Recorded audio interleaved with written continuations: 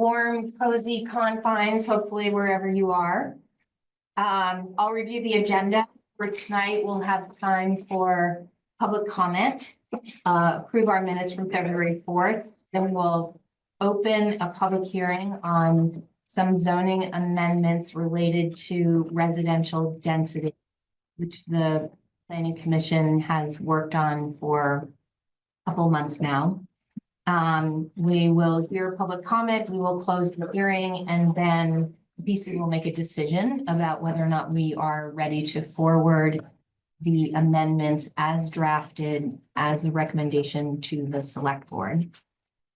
Then we will move on to a discussion of our work under the Bylaw Modernization Grant, which is funded primarily to modernize our bylaws around our village centers and our village growth areas. Then we will hear from the town planner and any other liaison updates, look at other business, and then wrap up and plan for our March 4th meeting. Does that sound good to everybody? Any changes to the agenda that are needed? Okay, then we shall proceed. Then first I will welcome any public comment. If you're on Zoom, if you could use the raise hand feature. If you're here in the room, if you would raise your hand to be recognized by the chair. Just to note, we will have public comment about both of our main topics today as well. So we would encourage you to share any public comments at the beginning related to items not on tonight's agenda. Does anybody wish to offer a comment to the Planning Commission?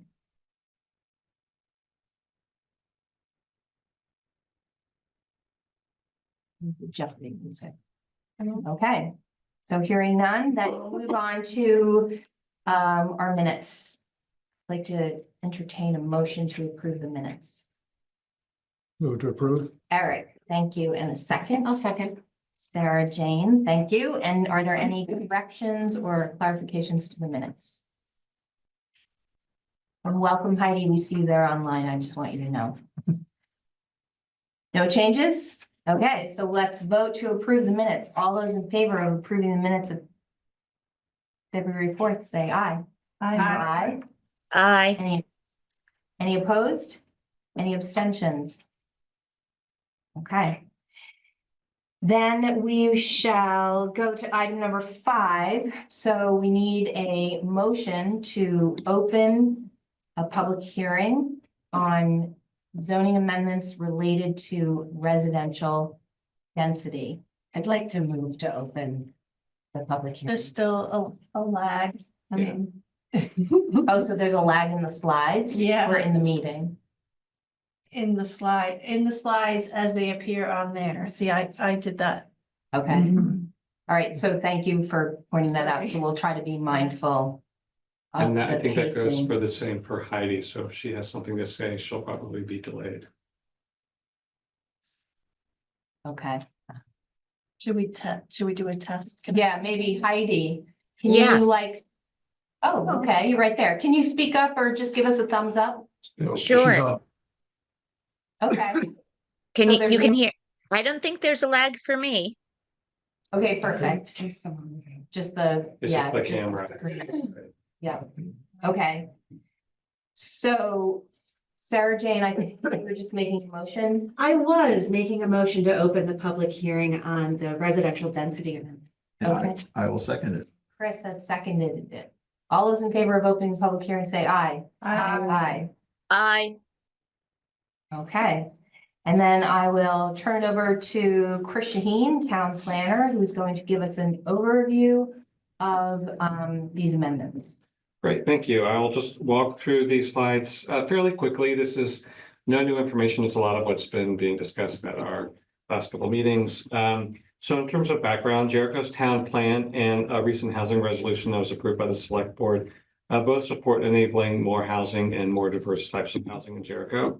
Current zoning limits residential density to 2 units per minimum lot size, and in Jericho, minimum lot size plays a big role in determining density, with lots ranging anywhere from 0.25 acres in the village centers to 10 acres in the forestry or agricultural districts. So right now, density is set at 1 or 2 dwelling units per minimum lot area. So that's either a single family home or a duplex.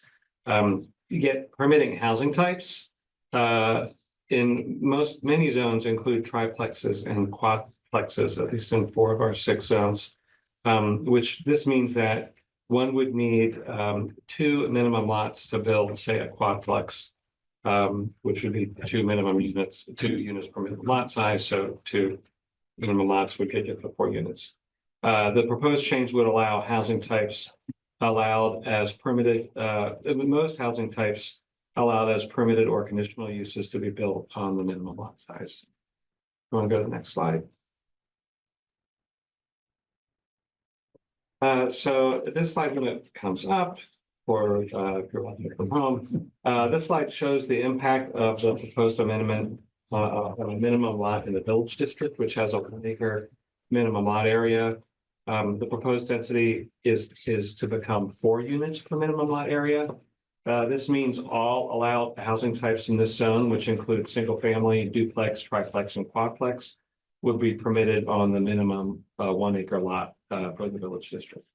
So as proposed, this change of units per minimum lot size that supports more compact residential housing only would apply to the village centers, the commercial, the village, and the low density residential districts. Go to the next slide. So specific proposed changes include changes to section 5.6 density. Those are what's shown on the screen here.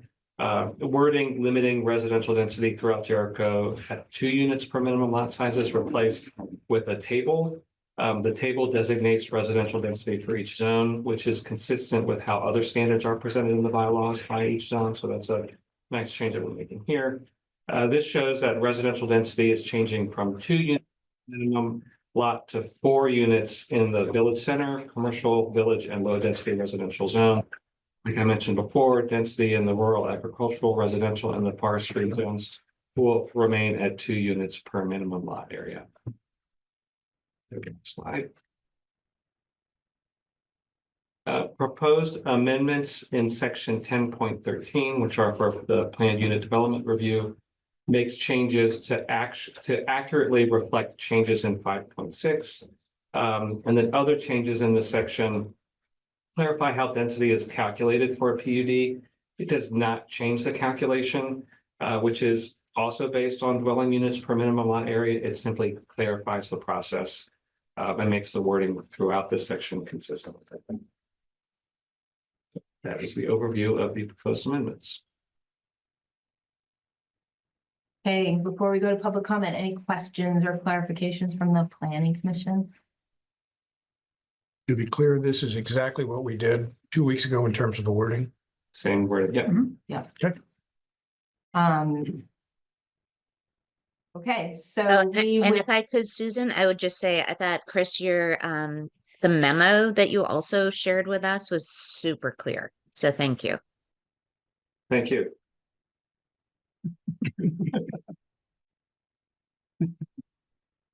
oh, so the video is delayed, but the sound is not delayed. Yep. Okay. Okay, I think to maintain order, I'll invite first any public comment from those in the room who have joined us. Thank you for coming on such a cold night, and being interested in our work. Do you have any comments specific to the language that we just discussed, the amendments around residential density? Chuck, if you please introduce yourself and make your comment. Chuck Lacey, Jericho Center. And if you keep your comment to 3 minutes, please. I'm using the, Well, am I allowed to ask a question? Yes. Are you limiting the village center and the commercial district to 4 dwelling units? No.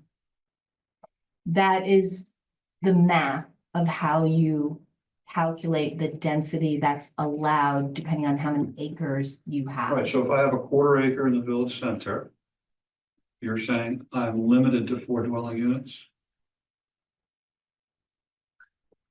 On the 1/4 acre lot. Yeah, the way the Yes. zoning is set up now, the minimum lot size.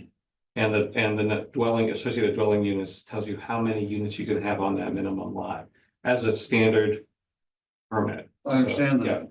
yeah. So if you wanted to do like a 5-unit apartment building, you would need 2 quarter-acre lots to have half an So acre. you are affirmatively taking action to limit the density in the village centers.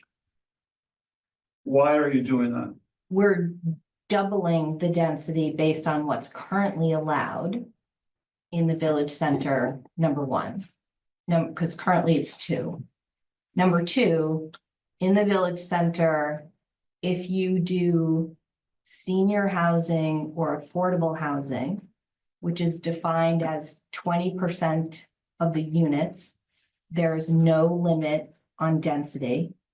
And number 3, in Riverside, because it has a different set of zoning, there are also currently no limits on density. Correct, but in all our village centers and in the village center outside of the town design zone, you're taking an action right now. You are putting an upper limit on the density. So a quarter acre is 10,000 square feet. And you're saying that you're deciding right now that you do not want me to build, say, a 6-plex of homes that would take up less than half of the 10,000 square feet. You're opposed to that. We're not opposed to that. Why? We're Well, doubling that because if you recall, this particular set of amendments we drafted and are proceeding on in somewhat of a off-channel expedited basis. This same topic is also part of the work that we're doing under the Bylaw Modernization Grant and will be visited again right. I as don't even- part of that. So That's been underway for 5 years. So right now, you're putting an upper limit. I think an overly restrictive upper limit on the density in the area where you want to contain low and middle income people.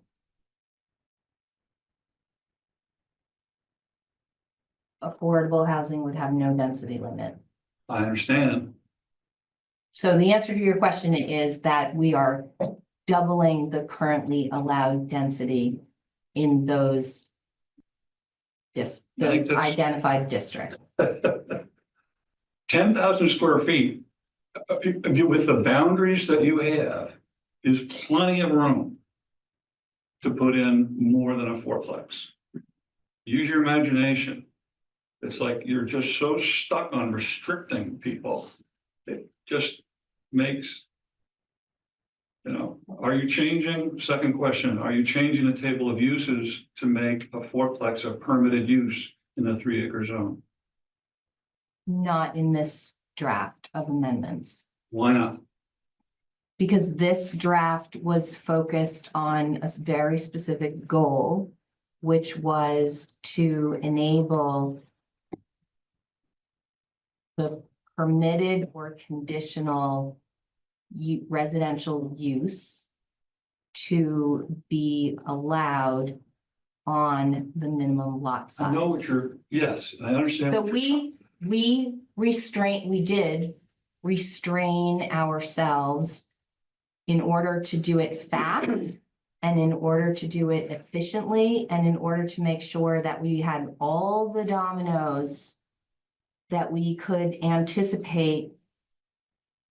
We decided the other option is to not do this now and to put it to the side and to delay making any changes to density at all until we complete our other work. That's not the only option. Do any of you doubt that a 4-plex should be a permitted use in a 3-acre zone? If you have no doubt, just make the change.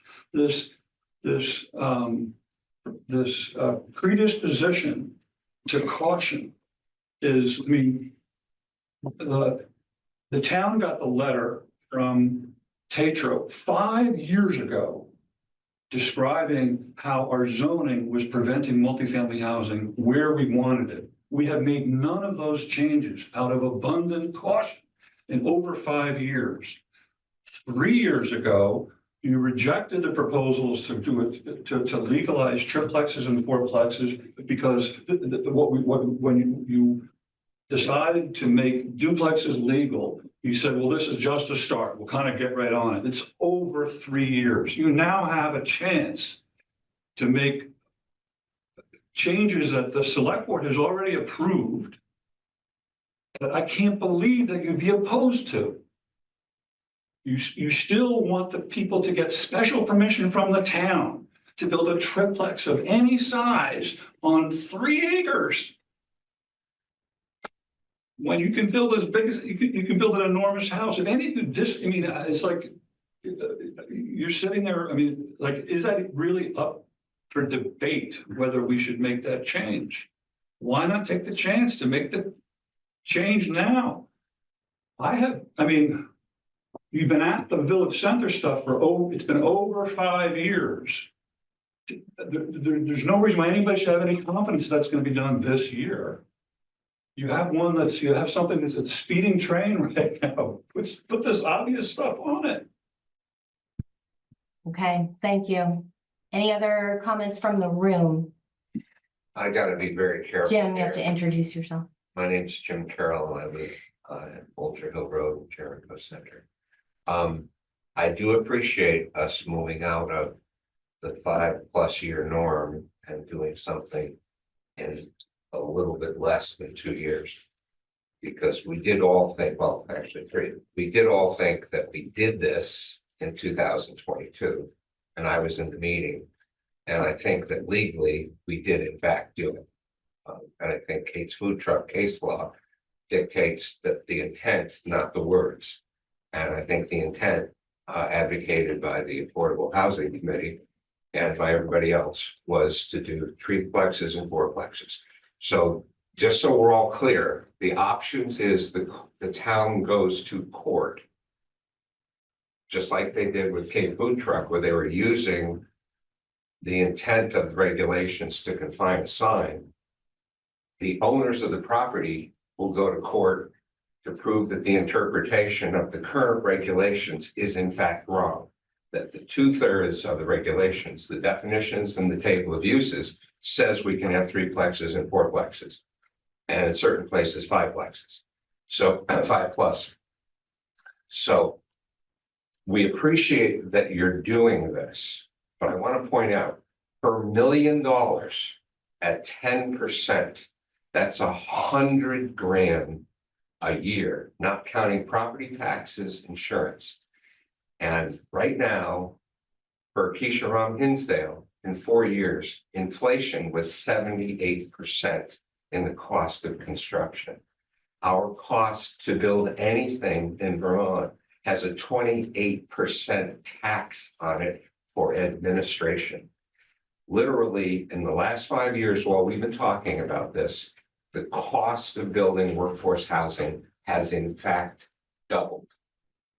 I suggest the Planning Commission of the town of Jericho needs to do a present value calculation to realize that the glacial speed with which it moves is literally prevented, probably in my lifetime, having sufficient children in our school system to prevent 20% increase in our property taxes. So as I age and all of my land and property is taxed, I will be gradually suppressed because of the rate of speed with which this body moves.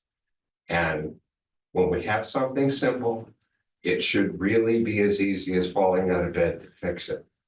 And unfortunately, and I think my friend was, maybe he's not my friend, he probably was embarrassed. I thought the 5+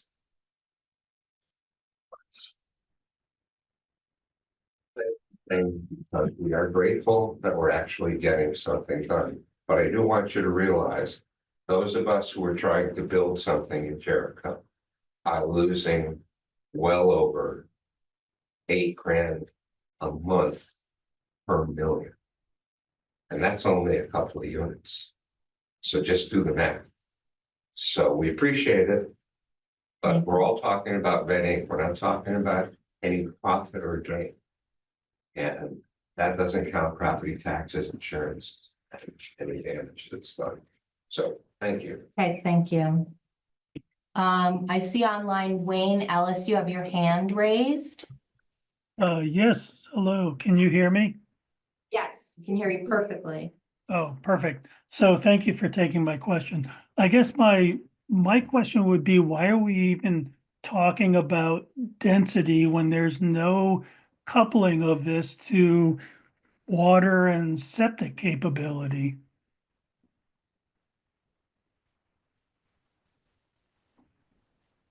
Okay. Do you want to answer that? Chris? Yeah, I'm not sure that there's not a direct correlation. I mean, at least septic for each property is going to be dependent on the soils on that site and what the development capacity of that site is. That's another factor that might limit the number of units, but the zoning tells you what you can do, what you can build through a permit. But shouldn't that permit be dependent on having tested the soils? I mean, I see, where is it? 5, 10, 13, it's crossed out. It says each potential lot in a conventional zone shall entitle, and it says within, provided all the requirements of these regulations are met, and that's X'd out, canceled out. And so that says that if I'm building a 4-plex or 6-plex or whatever on a lens of clay, that I don't care. I can have my septic running into my neighbor's yard, into waterways or whatever. I mean, it seems to me Right. that no discussion of density should proceed unless it's built on a foundation of being able to have clean water and, a way to, take care of the septic. So Yeah. I don't I- understand why we're discussing this without first discussing the capability of the lot to handle the number of units that are being proposed. Yeah, I understand your question now. So what zoning does is it tells you what you would be it gives you a limit of what you could build up to. It says this is what you're allowed to do. It does not discount or overrule other regulations. So you still need to go through the permitting process with the state to assess the septic field on your site, to determine where your water's coming from. You get those permits from a different agency. You don't get those from Jericho. That work needs to be done before your zoning permit is issued. So that everything that you're saying is still required. And then you would need to have zoning development that matches what the state approved in terms of what your septic capacity is on your site. And the only reason But- that text was deleted from this section is because it was. Oh, It wow. was- You guys having a party there or what? No, there's a computer problem. Oh, The text okay. is misplaced because this section is only supposed to explain how maximum potential density is calculated. There are other sections of the regulations that say what you need to do to get a permit and what you need to do to have your septic approved and your wells approved. And one of our goals is to make the regulations shorter and simpler. And so we were eliminating kind of a redundant and misplaced text, not because it doesn't matter, but because it is already handled in other parts of the regulation. But I would submit that this could be considered a legal document. And in any legal document, there's always some sentence that says, here's what you will do, assuming that the other aspects are met. So to me, taking out the, provided all of the requirements are met, that thing is pretty key. That should be in there, or you could open yourself to, legal jeopardy where somebody will say, well, you didn't say that in section 10.13, so yeah, I can't meet your septic requirements, but you didn't tell me I had to in that section. So I'm just saying, I've worked with lawyers for decades here. I'm just saying that one little phrase there, you definitely do not want to eliminate that. Okay, thank you for that comment. Isn't that stated at the start of the zoning, of the zoning bylaws? Yes, the work group had originally drafted language that was more precise and was a more comprehensive change.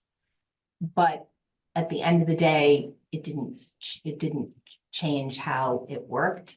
And so because we were trying to do this expedited and then refine it when we're working on the project with David, we decided to do the bare minimum.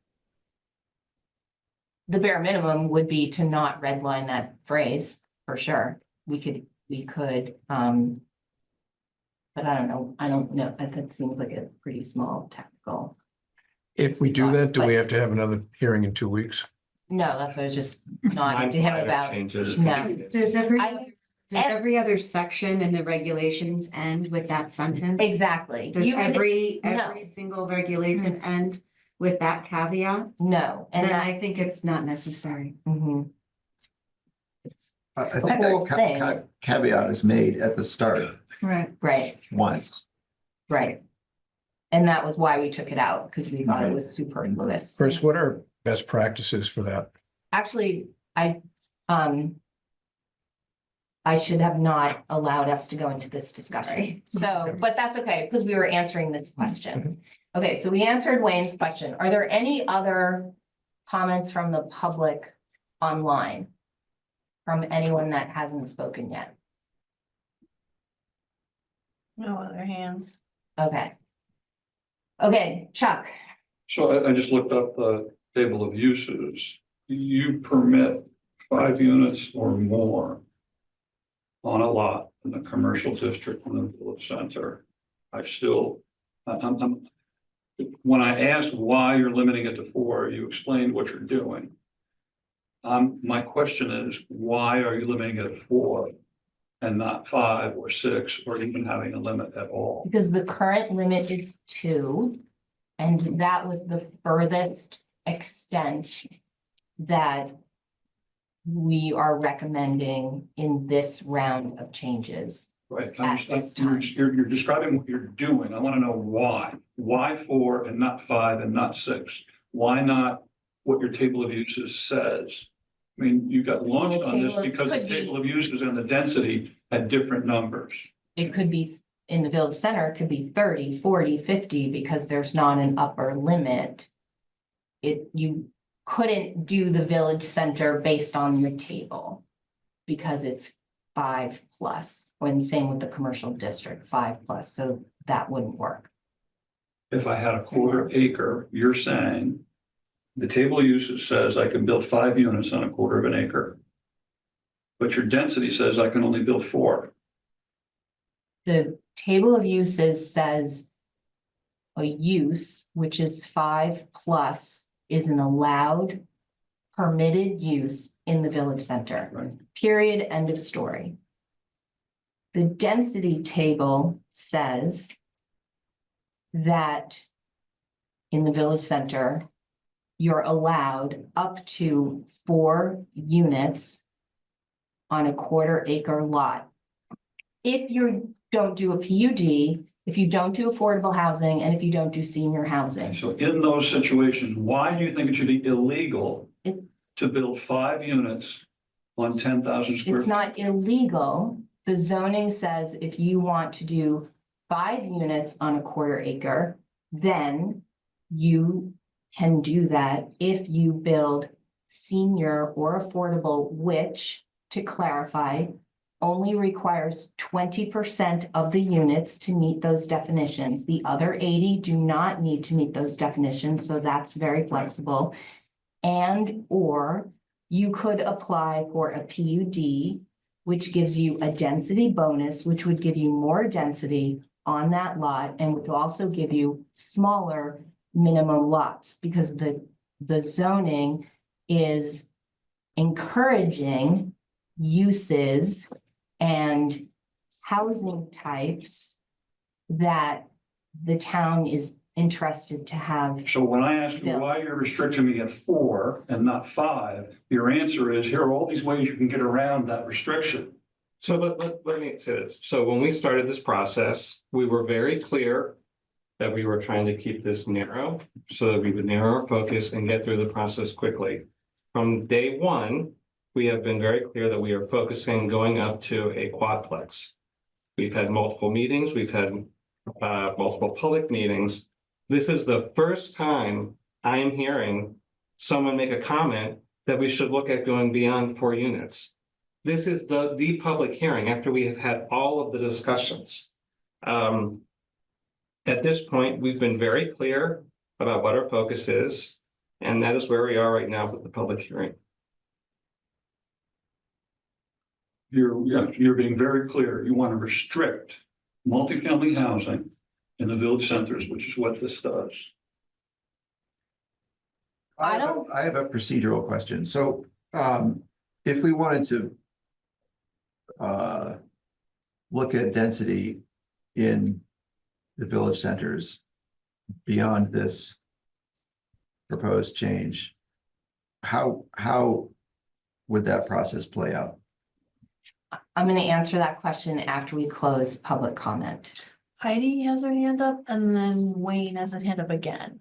Okay, so I'm going to go to Wayne since we're trying to prioritize public comment at the moment.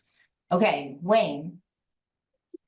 Thank you again. So I have just 2 questions. I don't want to, I know you guys are so busy here, but I have one question. There's an analysis that said looked at density in peer towns.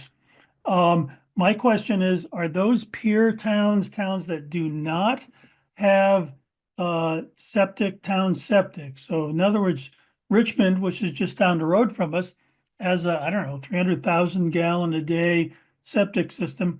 Even Cambridge does, which is a small town. So I guess my question is peer towns, because I think Chuck might be looking at what other towns are doing and saying, well, you can do this. But they have, they say, well, you hook up to our pipes and you can do it. Yeah, because we'll take care of your septic. So I think that's one point of confusion. What are the peer towns? Are there other towns that do not have town septic like us? I don't know. Do you want to answer that or? Let me hear your second question, please. Okay. What was the second question? Yeah. Let's answer that first and I'll think back of what the Okay. question was.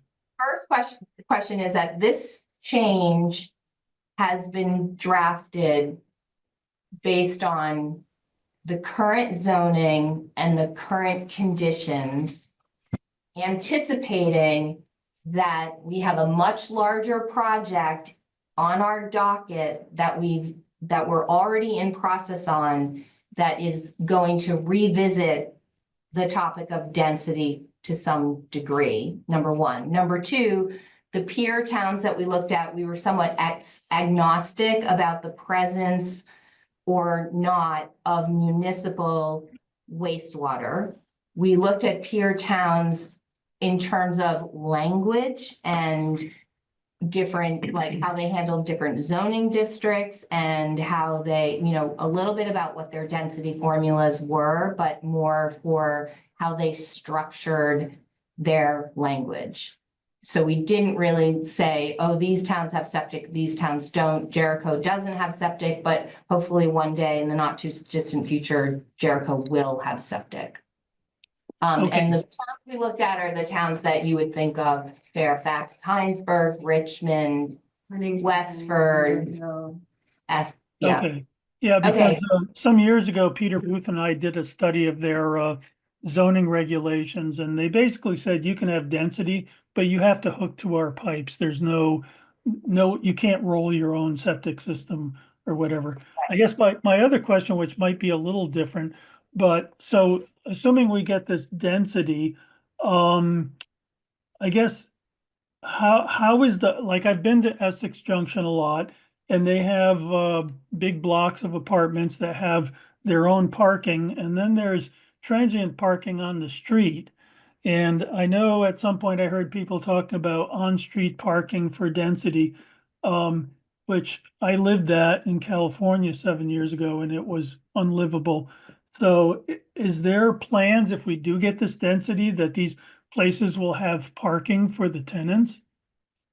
The zoning currently regulates parking. This round of changes does not have any changes to how parking is regulated. Okay, The project that we are also working on with our consultant, David White, is looking at parking and parking requirements. okay, because just one last quick second, if you had on-street parking somewhere, they have to put those cars somewhere when we get a Right. snowstorm like we just had, so they can plow the streets. So Okay, parking is probably gonna be a whole meeting. okay. Heidi, you had your hand up, but now you Thanks, took it Susan. down. Good, you're welcome. Yeah, thank you so much, Susan. I just realized there was one question, and I apologize, because I feel like I should know this already. But, back to the question of density, is it a question of whether one could go to the DRB and ask for conditional use to increase the number beyond the 4 at this point? I thought I heard that, but maybe not. So I apologize if I am misconstruing and making it more confusing. You're not making it more confusing. So every project, the DRB or the zoning administrator determines what the maximum potential density for that project might be. And then the specific contours of that project, based on what the owner or the developer wants to do, site constraints, septic capacity, existing conditions, blah, blah, blah, all those other things may change that density. And if one of the things that could change that density is if they apply for and are approved for a density bonus, in which case, yes, they could increase the density. If the site has a lot of constraints or natural resources, then the density might be reduced based on that. This paragraph that we're looking at is just how to do the math for one of a dozen steps in an application to determine what the actual density for that project will be. Perfect. Thank you Okay. very much. That is Okay. as I understood it. I That's got actually- confused by a response. And I just, for what it's worth, I feel very comfortable with where we've landed and appreciate all the work that went into figuring out the density. And while I hear Chuck's legitimate concerns, I would still suggest we move forward. Okay. Thank you, Heidi. Any other public comment? Jim? Simple question. I'm worried about whether I need to start taking Alzheimer's drugs.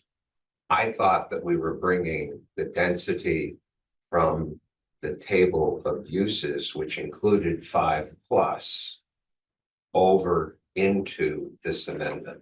So that is a surprise to me, and I was there at all the meetings, so I didn't realize, as Chris has said, that we were limiting it to quadplexes, so. It's not limiting it to quadplexes. It is determining how much acreage you need to have how many units. And what the amendment scope was to make sure that at least up to 4 was allowed on the minimum lot size for all the districts that were not the most rural districts, forestry, rural ag. All the other districts, the way that it was scoped was to make sure that a quad, up to a quad, would be allowed on every minimum lot size. Thank you. You're welcome. Yeah, I just, Chuck, I know I was saying a quarter acre before, but you're saying that 1 acre is not enough land to build a 5-plex. So in the village district, which is 7% of our land area, 1 acre is not enough land to build a 5-plex.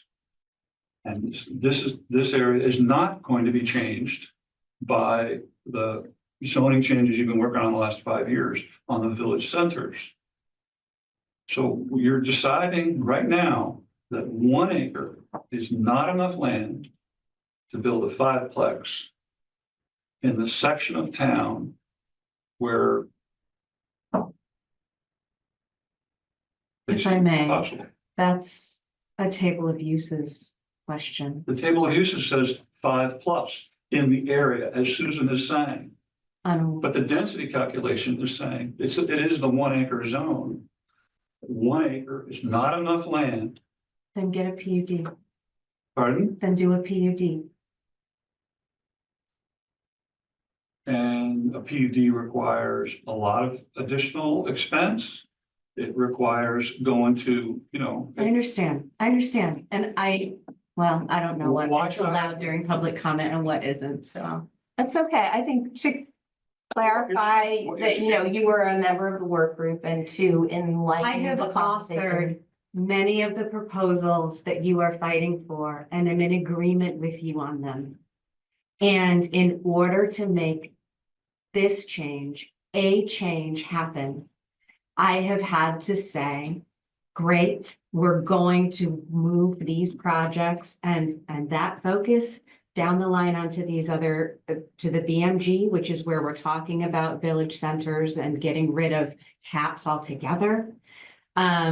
Where we're talking about in June, taking on all of the recommendations that you and I wrote as a part of the Affordable Housing Committee, and anything that isn't part of the BMG and isn't part of the village center zoning, taking those on in June. And I am confident that we will continue to work on those things, and that while I'm sitting in this chair, those things will see movement. And at the moment, I think that this step is worthwhile. And I have fought hard to make sure that we do something on this now. And the compromise to that is that we're not doing everything now, because everything that I've tried to push can't happen on this off-channel way, on this fast route way.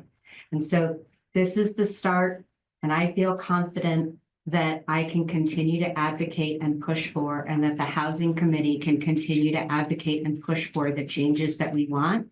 And I feel confident that those changes are on the calendar. And I know that you've heard that a gazillion times, both of you, all of you.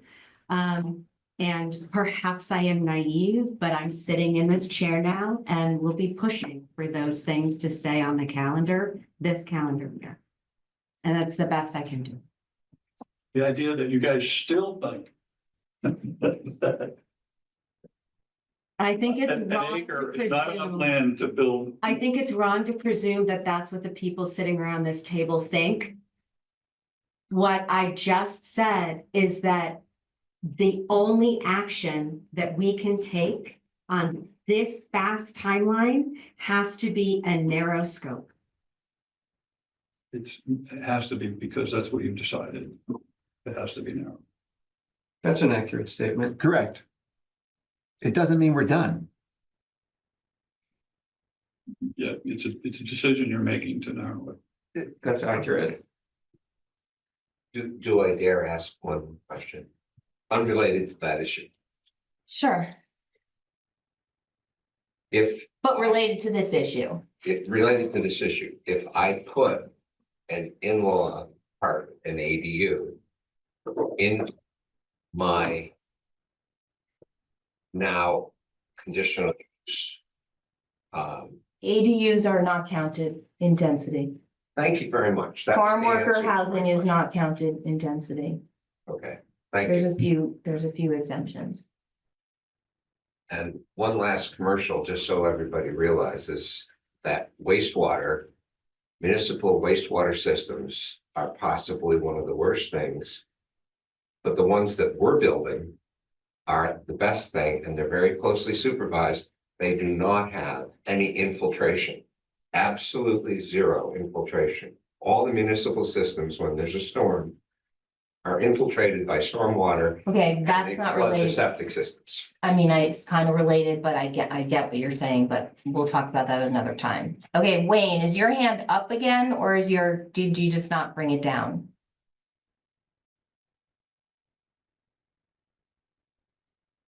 I thought I lowered And it. your mic's off if you're speaking. Yeah. I thought I lowered it, so I think it's me.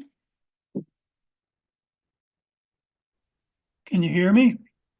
Now we can hear you, yes. Oh, okay, sorry, you muted me. Yeah, well, I don't blame you. So anyways, I would just say again, I've worked for decades with attorneys. And I just think some of these green stripes through some of this terminology were not well done. And I think any chance you're dealing with basically defining a property boundary.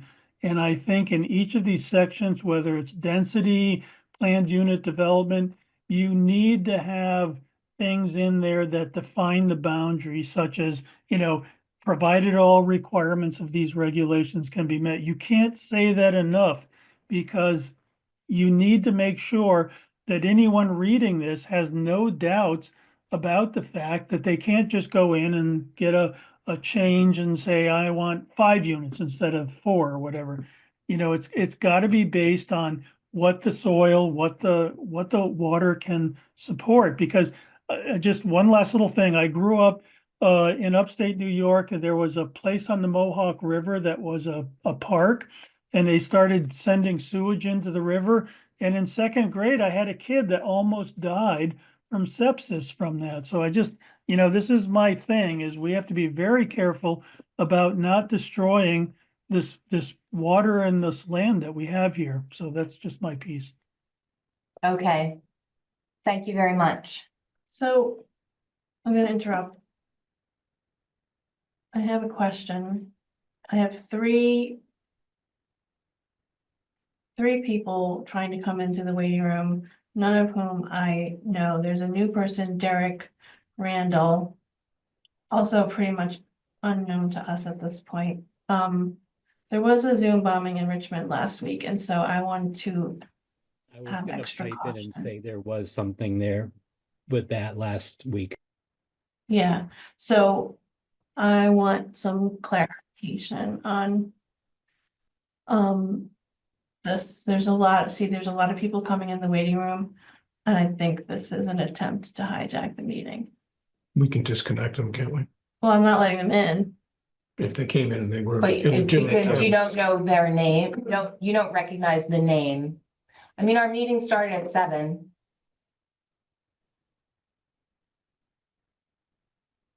If people are disruptive, you have the ability to kick them out? If you let them in. Well, only after they become disruptive. Yeah. Well, you can hit mute right away and be done with it. Okay. Yeah. Yeah, I think you can control. what Bring the them in, cameras but on. keep them muted. Yeah. It's not a mute thing, but, Uh-huh. So beware. Thank you, Sabina. why don't you keep going for a minute, and I'm gonna just make sure I can. Yeah. Okay, Yeah, all right, so I think we're ready to close public comment. So that means we need a motion to close the hearing. Motion to close. Eric, thank you, and a second. Second. Wendy, thank you. All those in favor of closing the public hearing, say aye. Aye. Hi. I'm just waiting for Heidi.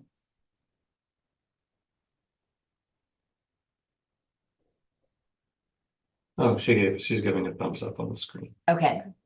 All right, so the public hearing is closed. So now it's up to the planning commission to consider what we've heard, consider what Chris presented, the discussions that we've had. I will say that, I think that, we've made a lot of progress in the last year or two. It doesn't feel glacial to me. It feels like a lot of work, and we, have to focus and we have to prioritize, and we did the town plan, and we had a lot of public participation in the town plan, and I think that is the proper rationale for us to continue to fall back on. So I really appreciate everybody's work and how much happens offline and how much happens in between meetings. And I know that it's frustrating and it's kind of by design so that lots of people who aren't normally paying attention to our work have the opportunity to pay attention to our work. And that slows us down. I mean, we could have done this 3 months ago, but we're required and so forth and so on and so forth. So personally, I think that a lot of thought and good work was done in the context of the bigger picture, knowing that we have more work to do and knowing where we came from in the town plan and knowing how this issue came to us. Originally, we were going to try to include it with the town garage amendment, and that's what put us under the gun.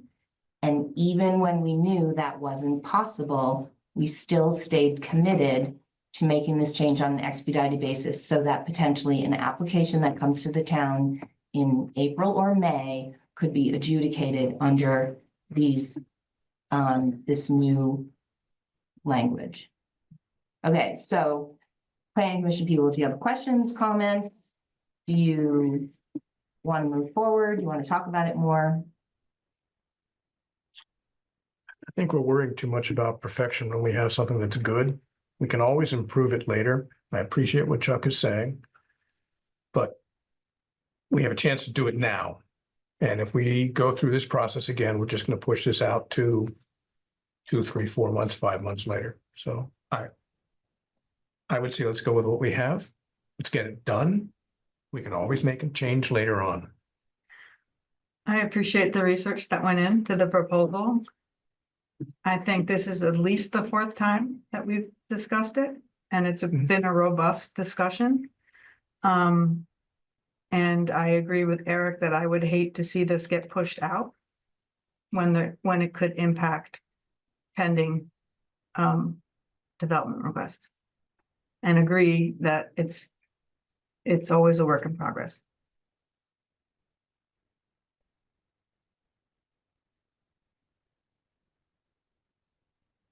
Okay, so is anybody ready to make a motion?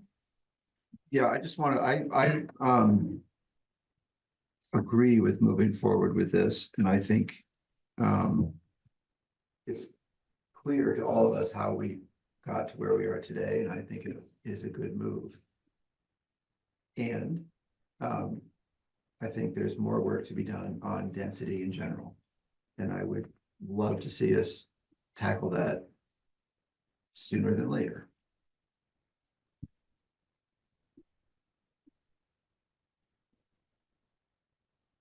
You need a motion for us to proceed? Mhm. Move that we advance this to the select board and have them do what they got to do. Okay, a second? A second. Sabina? Okay, any discussion? Anybody want to speak further in favor or against opposed to the motion? This may be technical, but I think the planning commission needs to also approve the town plan report that gets forwarded to the select board. Okay, so I'll amend your motion and say that your motion is to approve the zoning amendments and the town planner's report. Sounds good to me. Okay,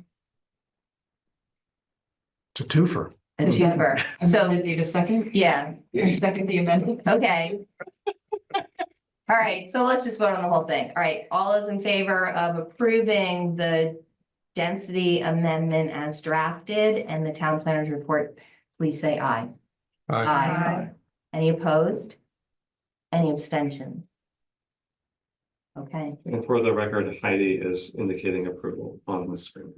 okay. Thank you, Heidi. Do we need to put the motion to close the public hearing? We did that. Okay, We did sorry. that, yeah. I was focused. So all of those unnamed people are gone now on Interesting. their own. Okay. Good You're job, wrong. Stevie, man. Four. Yep. Yep, two more. Andrew No, gave, that's that's delay. delay. Okay.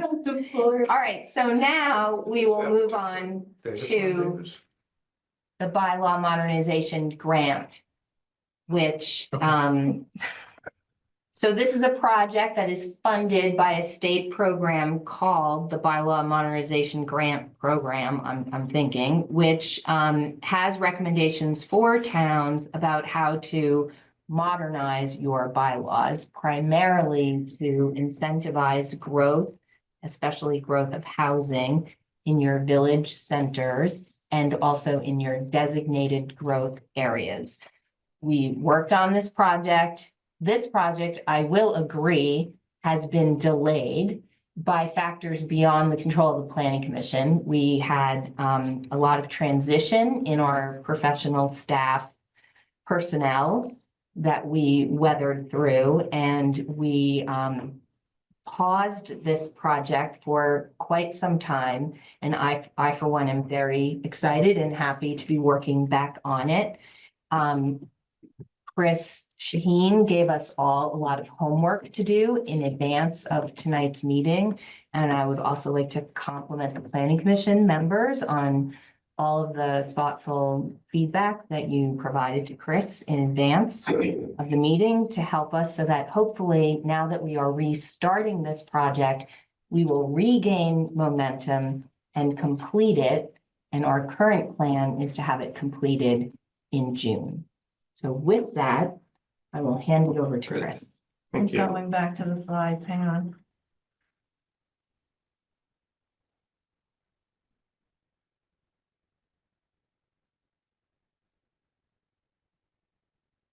Great. So, well, Susan just kind of went through my first slide, which is the project schedule. No, that's good, that's good. So, which is slide 10. So we're working through the red line comments. We're in a phase right now where we're pulling together some working groups to work on some things. So I wanted to thank Chris and Wendy who've agreed to be on a working group specifically to focus on chapter 13. We've got a meeting scheduled this week to start talking about that. We'll talk a little later in the meeting about potential for some other working groups that David and I have identified. And then as Susan said, we're on track to have our public hearings in June. So we're really trying to keep on track for that. If you want to go to the next slide. So in terms of keeping us on track, this slide sort of maps out where we are going from this meeting on forward to June, identifies the topics that we're going to be talking about at each of the planning commission meetings coming up. So this week we're talking about minor site plan reviews. There's a little talk about some changes to the subdivision review process. We're also going to get in. In March, we're going to be looking at chapter 13. In April, we're going to address some unresolved issues that came up as part of your guys' review. So we'll get more on that on the next slide. So I want to go to the next slide. We haven't even gotten to that slide. Yeah. Maybe we should wait to Yeah. Okay, be now fair. now Got it. we're at the one you just went through. That's slide 11. Great. So Why don't you advance to the next slide I now? will advance to 12. Okay. And then you have approximately 45 seconds to 1 minute before. Great.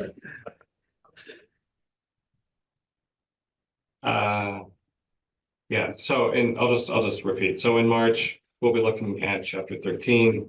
And then April, we'll get to some of the unresolved issues that the planning commission identified. While we're waiting for this slide to change, I also want to give a big thank you to the planning commission members. You did a lot of review to get through the 30-some pages of comments, your comments and responses to your comments. So thank you for that. I know some of you just got your comments to me Sunday, so I will also incorporate them to what we've been looking at.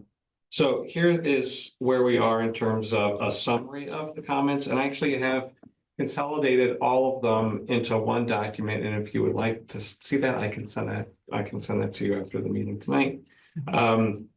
But in general, so this is a summary. So you can see the sections that are on the left in terms of zoning. I think the priority comments and additional comments, that was super helpful in narrowing down what for us for what it is for us to focus on. But there were some common themes that came up with the additional comments, so that was also super helpful. So we're going to be pulling some of those issues back in.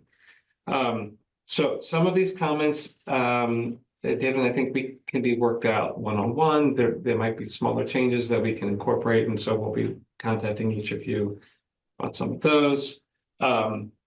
Some are related to site plan review that we're going to be discussing tonight. So there were a couple comments from folks about including 4 units as exempt from site plan review.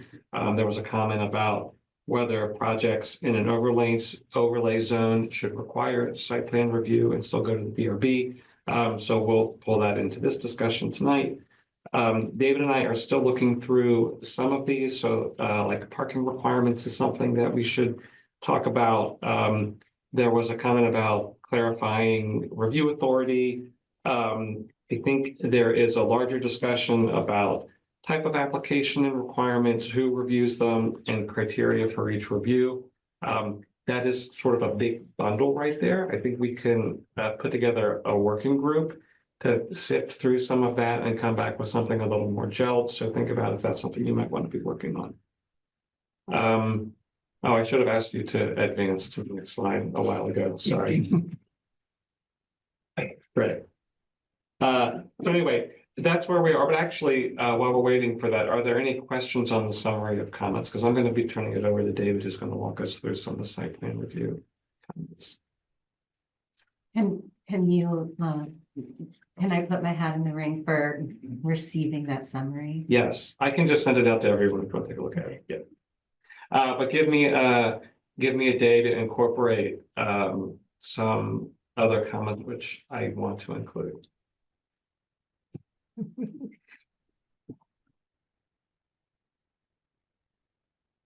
That's all I got. So just David, I'm turning it over to David. You want to? And once we get to the next slide, there we are. So just a little bit of kind of context. When for us talking about site plan review, various types of permit reviews that occur everywhere, but in the Jericho regulations. So for lack of a more creative title, the first one is the basic permit review. So every application for a zoning permit goes through some level of review by the zoning administrators to see what zoning district is it in. Is it a permitted use? Is it a conditional use? Is what's being proposed meet the lot size requirements, meet the setback requirements, meet the lot coverage requirements, have access? There's all kinds of things that the zoning administrator is going to make sure that the application satisfies. Then that's what I would consider to be that basic permit review. Then for projects of a slightly different nature, typically anything that is non-residential and that is not a single family or duplex, which are exempt by state statute, go through a site plan review. So there's the site plan review is looking at all of those basic things and then some, but particularly based on what the statute says, you have the ability to look at landscaping, lighting, parking and circulation, impact on renewable energy resources, those types of things. That site plan review is typically undertaken by the Development Review Board unless authority is granted to the zoning administrator to look at certain projects. Subdivision review only applies when there is a subdivision of land, creating 2 or more lots out of a single lot. That also includes a PUD, and that includes everything that came before it, all the site plan review standards, all those basic standards, plus a few things around roads, the layout and configuration of lots. And finally, the conditional use review, which is really only applicable for things that are identified as a conditional use. That too is undertaken by the Development Review Board. So those are the basic types of reviews and application for zoning permit to go through before at the end of the chain, they receive a zoning permit based on approvals under each one of these sections by either the zoning administrator, the DRB. So with that as some background, the next slide that's going to happen imminently talks about site plan review. And kind of where we're at based on comments we received from you all, as well as comments received from the zoning administrator. So you will recall that in the red line draft that you received last fall, I was introducing the idea of having major and minor site plans. So minor site plans being, these are smaller projects where the zoning administrator should be able to undertake the review themselves, and the project doesn't have to go to the DRB. So we defined those in terms of, and again, some of this was in that draft, some of this is now refined a little bit, for any permitted use, and it needs to meet all of these criteria to be subject to minor site plan review by the administrative officer. It needs to be a permitted use. It needs to be a building or an addition where the total building area is less than 10,000 or 10,000 square feet or less. Can't involve the creation of a new public or private street. It's not located in an overlay district. That's one of the kind of talking points for tonight that I put in there. And it doesn't otherwise require DRB review. If you satisfy those things, then the zoning administrator can also do the site plan review process for a smaller project. So, and the final point there is that any application for site plan review can be forwarded to the DRB for their review at the request of the administrative officer or the applicant. In the case where they would prefer that the DRB reviews it. Chris? Yes, how does that relate to something in Riverside where we would have some form of character-based zoning? So typically, site plan review isn't there are a lot of issues that are typically considered under a site plan review aren't applicable under the form code, but you already have parking standards, you already have lighting standards, so this same would apply. Is that the administrative officer for those smaller projects would look to see, does this project involve outdoor lighting? Does it involve a parking lot with circulation standards? And those things would apply. But there are a lot of other things in the form-based code that. So we're saying that he could approve. Yes, he could He still would approve those things. review the form-based code, make sure it complies. Correct. Okay. Yeah, exactly. So I think one of the questions, so I think I already. Sorry, No, I could you go advanced, back, and I could that's go totally back, fine. but No, I wait, can't that's make totally any fine. guarantees, I will. There's a question about the 10,000 square feet or less. That planning commission. Just one follow-up. Is Chris Flynn on board with that? He's good with that.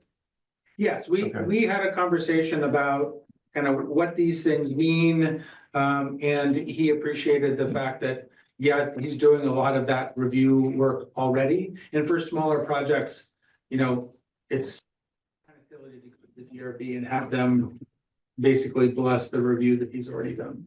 They're not. We're gonna make that form-based code so great. We are. So simple that. Well, it's this is gonna just be for any- readable. Very confident about that. Yes. So there's a question about the 10,000 square foot threshold, you know, a building that is 10,000 square feet or less.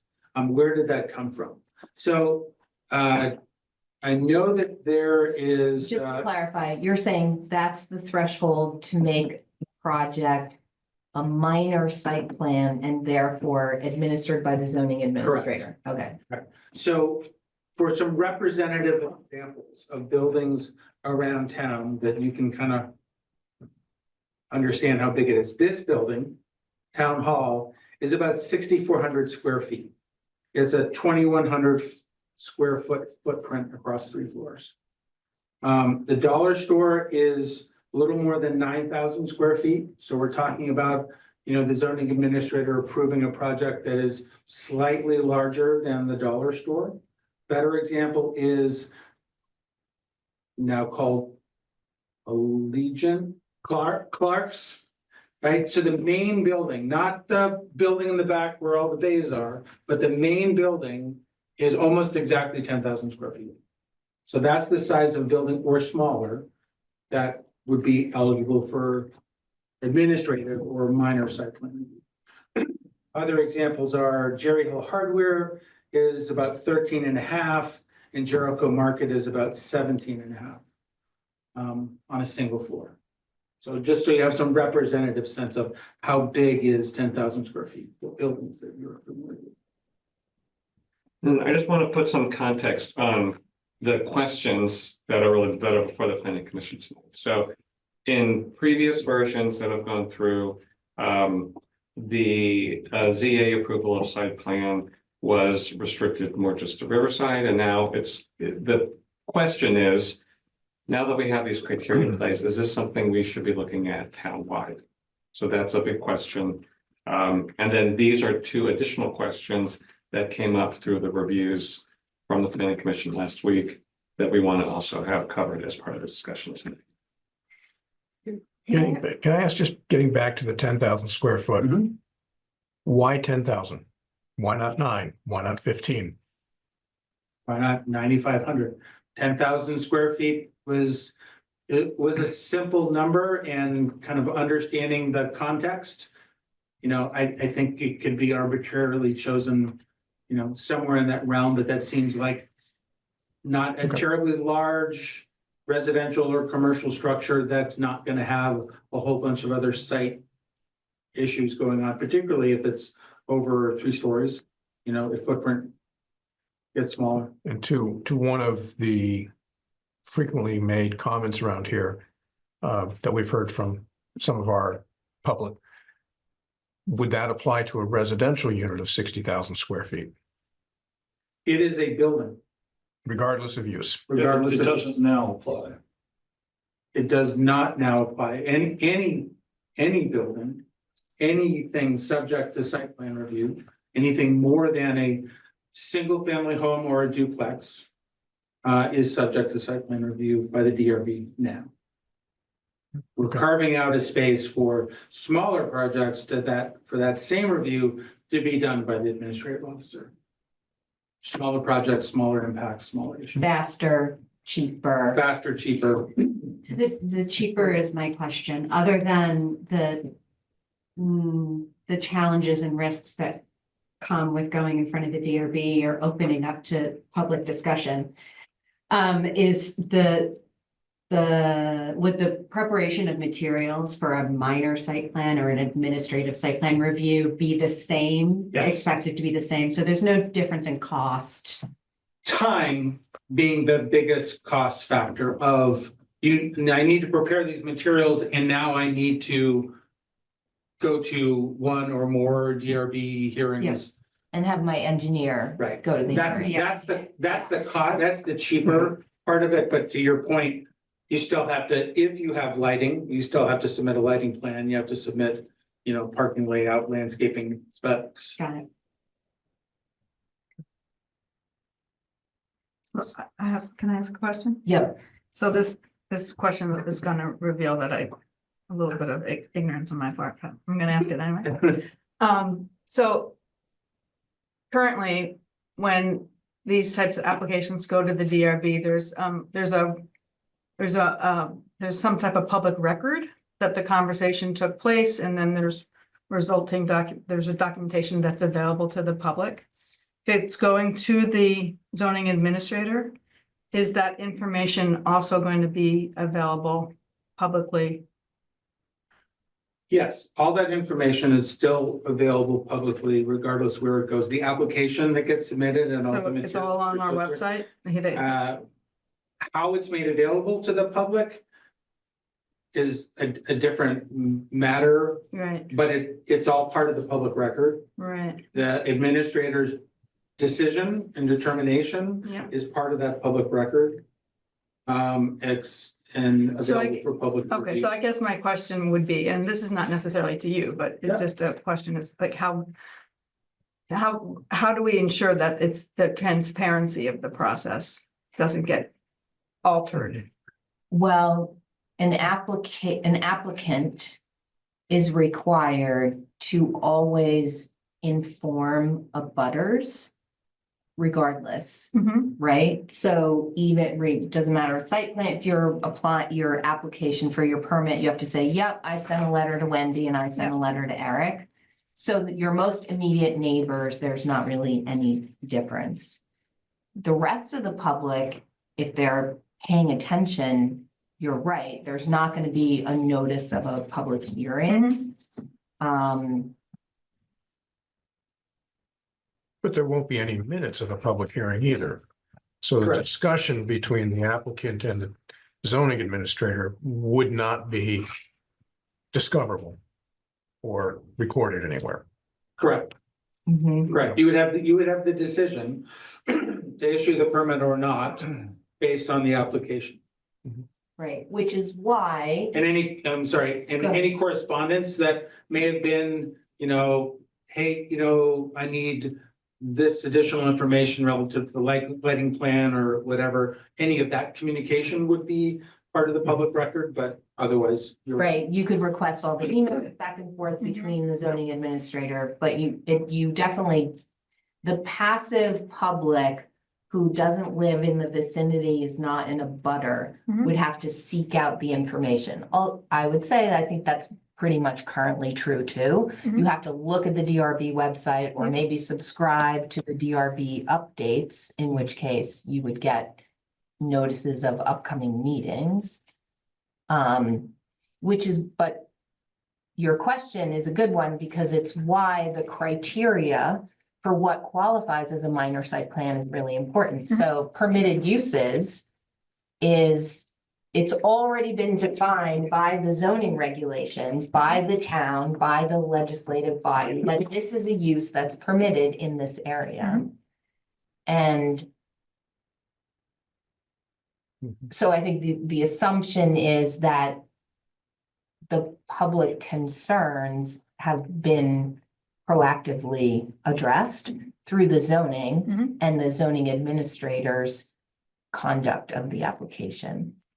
So also another one of the criteria is that the application does not otherwise require DRB review. That means it's not a Okay. conditional use. They're meeting all the setbacks. They're not asking for any relief from the requirements, so it is a fully compliant. There's no subdivision. Right, and at the end of the day, when that zoning permit has been approved, it needs to be posted in a public place. And there's a 15-day appeal period. So any action of the administrative officer is appealable to the DRB. But in order to appeal, do you have, how does participation count in that You scenario? simply have to have standing, and I'm not intimately familiar with what the appeal is, but you have to have standing to make the appeal, but you need not have participated in the previous process like you would In a if you were in the DRB. environmental court. Yeah, okay. The other thing to note, so even if something is fully compliant, but there might be something really unusual about the site. The way that it's written, the zoning administrator can choose to forward any application to the DRB if they want to. So it's their discretion, the zoning administrators. Correct, or the Or the applicant applicant. can request. Mhm. So I may regret this, but I asked Sabina to get back to the slide that this, what those requirements are so that you can see them up on the screen. There's a big yellow sign on the property with a red Z on it as well. Theoretically, Well, that's once a zoning permit has been issued, and this is really talking about the administration of site plan review, which would theoretically happen before the zoning permit is issued. But once the permit is issued, then you would have the opportunity to appeal. 15 days. Correct.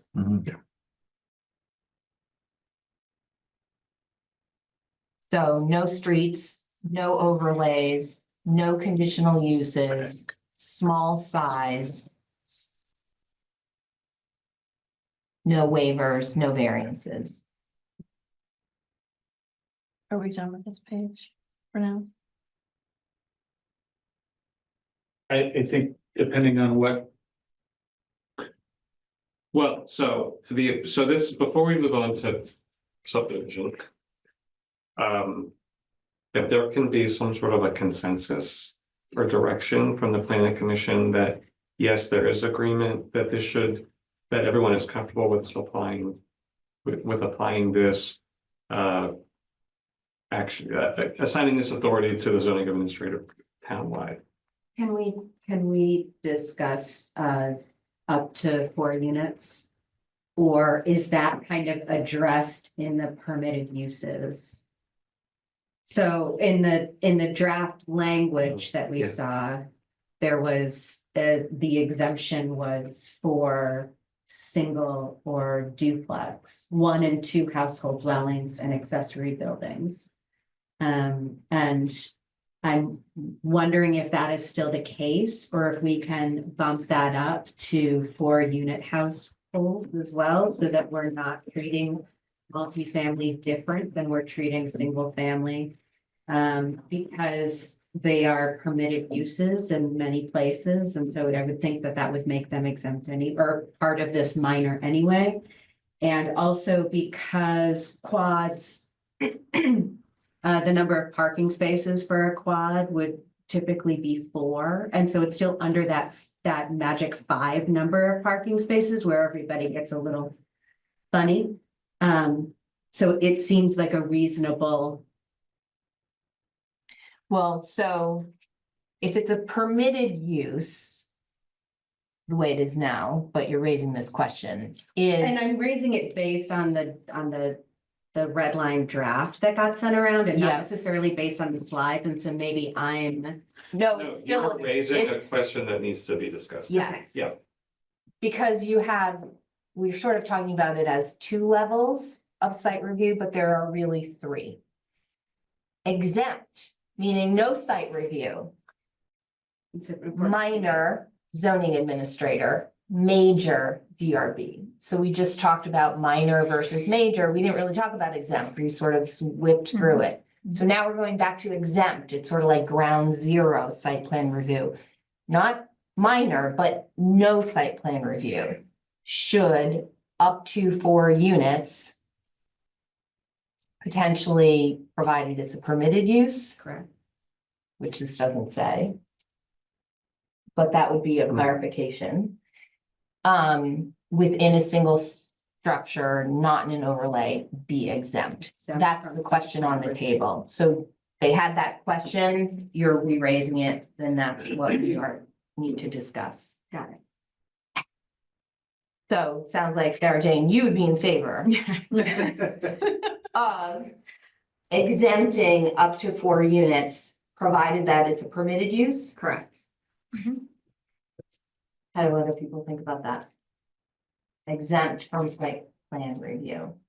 I assume there would still be review for septic capabilities in that process. So it would- and setbacks and that, what I described as that basic review, that's gotta happen for every application. But you're saying it's a small enough project, you're not gonna require a lighting plan and a landscaping plan and, traffic law, circulation, that kind of stuff. I think a quad should not be treated differently than a single family. I agree.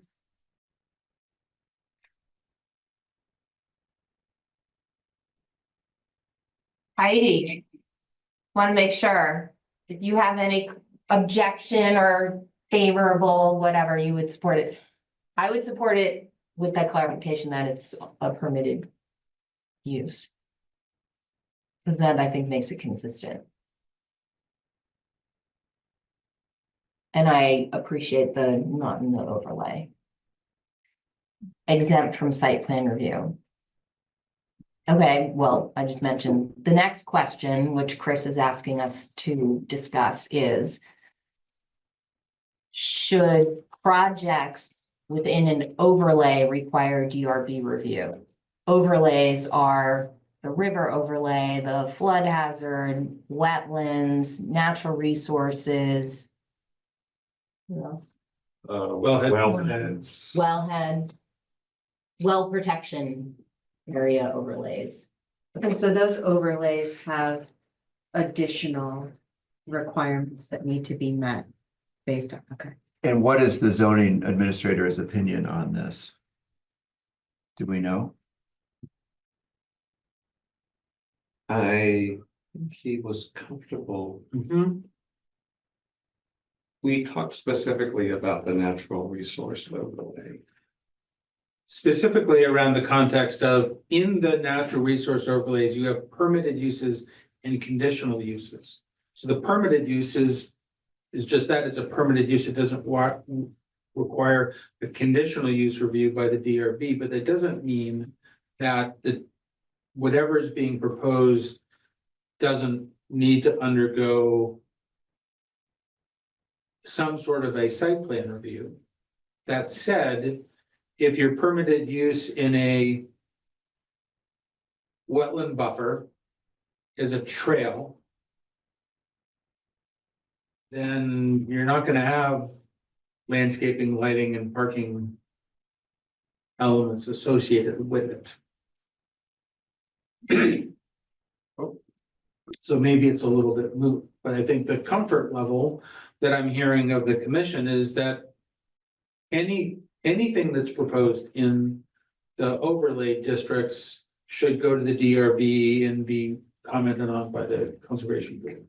Well, I don't know that that's the position of the planning commission. That's not No. exactly where I was headed personally. I asked about zoning administrator because I have found him to be thoughtful about this, and both in regard to his personal comfort level and his potential successor. And so, and I have come to sort of respect his opinion on these things. And so I think if he feels comfortable about it, then I would tend to agree with him that it doesn't need to go to DRB. So I would not say that it necessarily has to go to the DRB. Because he always, as currently structured, he or she always has the ability to refer it to the DRB. Correct.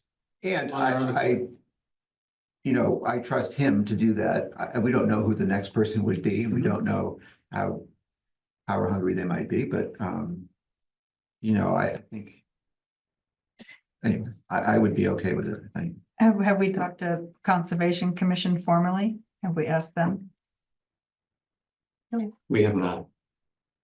Can I just clarify? I'm sorry, I'm stuck on it now.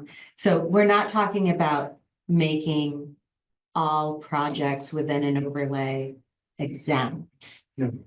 They would all be required to go through a level of site plan review. We're just right now talking about whether minor or major. Correct. Got it. And who does it, right?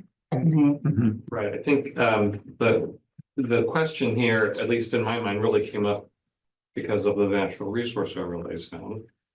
So currently all site plans are going to DRB, which includes a conservation commission member. So they have eyes on it and can comment on it. If we're going with the other criteria, that is delegating things to the zoning administrator.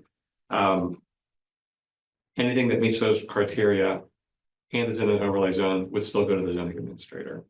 The question is, if it's in an overlay zone, should that kick it out of that automatically and send it to the DRB? And what happens what happens that's different at the DRB other than the time and the public comment, is this opportunity for the Conservation Commission to weigh in. So that the zoning administrator wouldn't naturally reach out to the Conservation Commission for review, a letter, a recommendation, a consult. They could, the box that the zoning administrator gets put into in these situations is they have 30 days to make a decision. Okay. So that may not be enough time to consult with the conservation board, have Sure. them talk about it and then get back to them. Which would be a reason for them to decide to refer it on to the DRB to allow that to happen. Okay.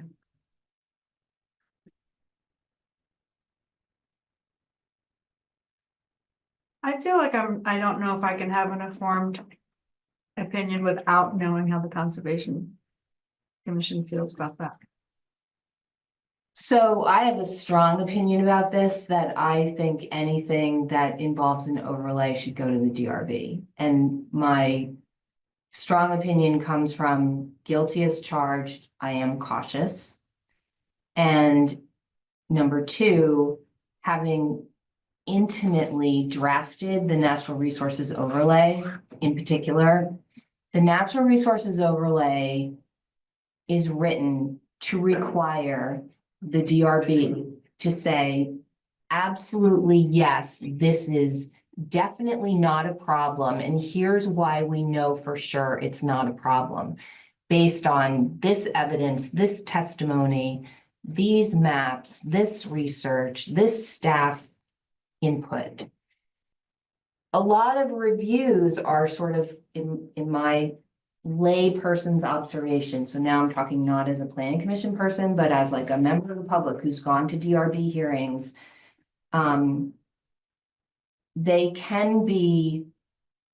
They rely on the testimony of the applicant to tell them, don't worry, it's not a problem.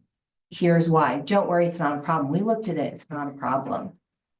For the natural resources overlay, when we drafted it, since there was a hierarchy of resources, it was designed specifically to say, you can't just take the word exactly. You have to be really sure that you, DRB, have done the due diligence. So one, I don't think it would currently work to delegate, at least for something in the natural resources overlay, to the zoning administrator. I think the language of the natural resources overlay would fall apart. You'd have to edit you'd have to edit at least all the references to the DRB, and then the zoning administrator would have to do it. And then I think our zoning administrator probably would be hesitant somewhat to view that. I think the current implementation of the natural resources overlay is not necessarily being executed the way the zoning is requiring it to be executed. So, I mean, that's sort of a different issue, but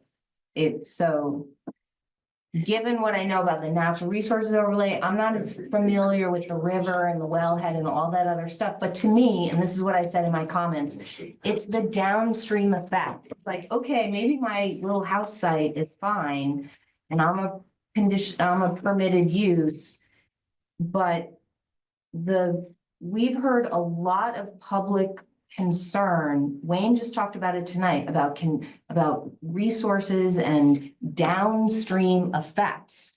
And I think sometimes you need a professional, third-party professional to look at that and say, it's fine.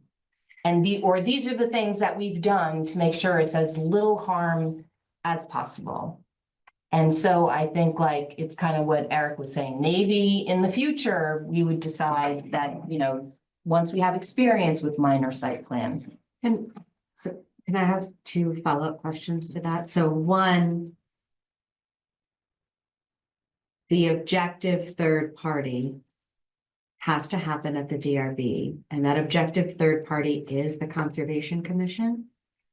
It can be in any of these, you can have like a technical review from a licensed third party. And so you couldn't submit a report from a licensed third party that the zoning administrator would say, yep, that license seems legit. In the natural resource, like I said, I don't know the other Yeah. overlays as well, but in the natural resources overlay, you can submit an impact study from a certain licensed natural resources engineer. So I guess I'd want to understand what the other overlays are and who would be, who and what would be supplying that? And is that something that's not just a report? And my other question is what percentage of Jericho are we talking about that's covered by an overlay? Every acre of Jericho Center. Quite a lot.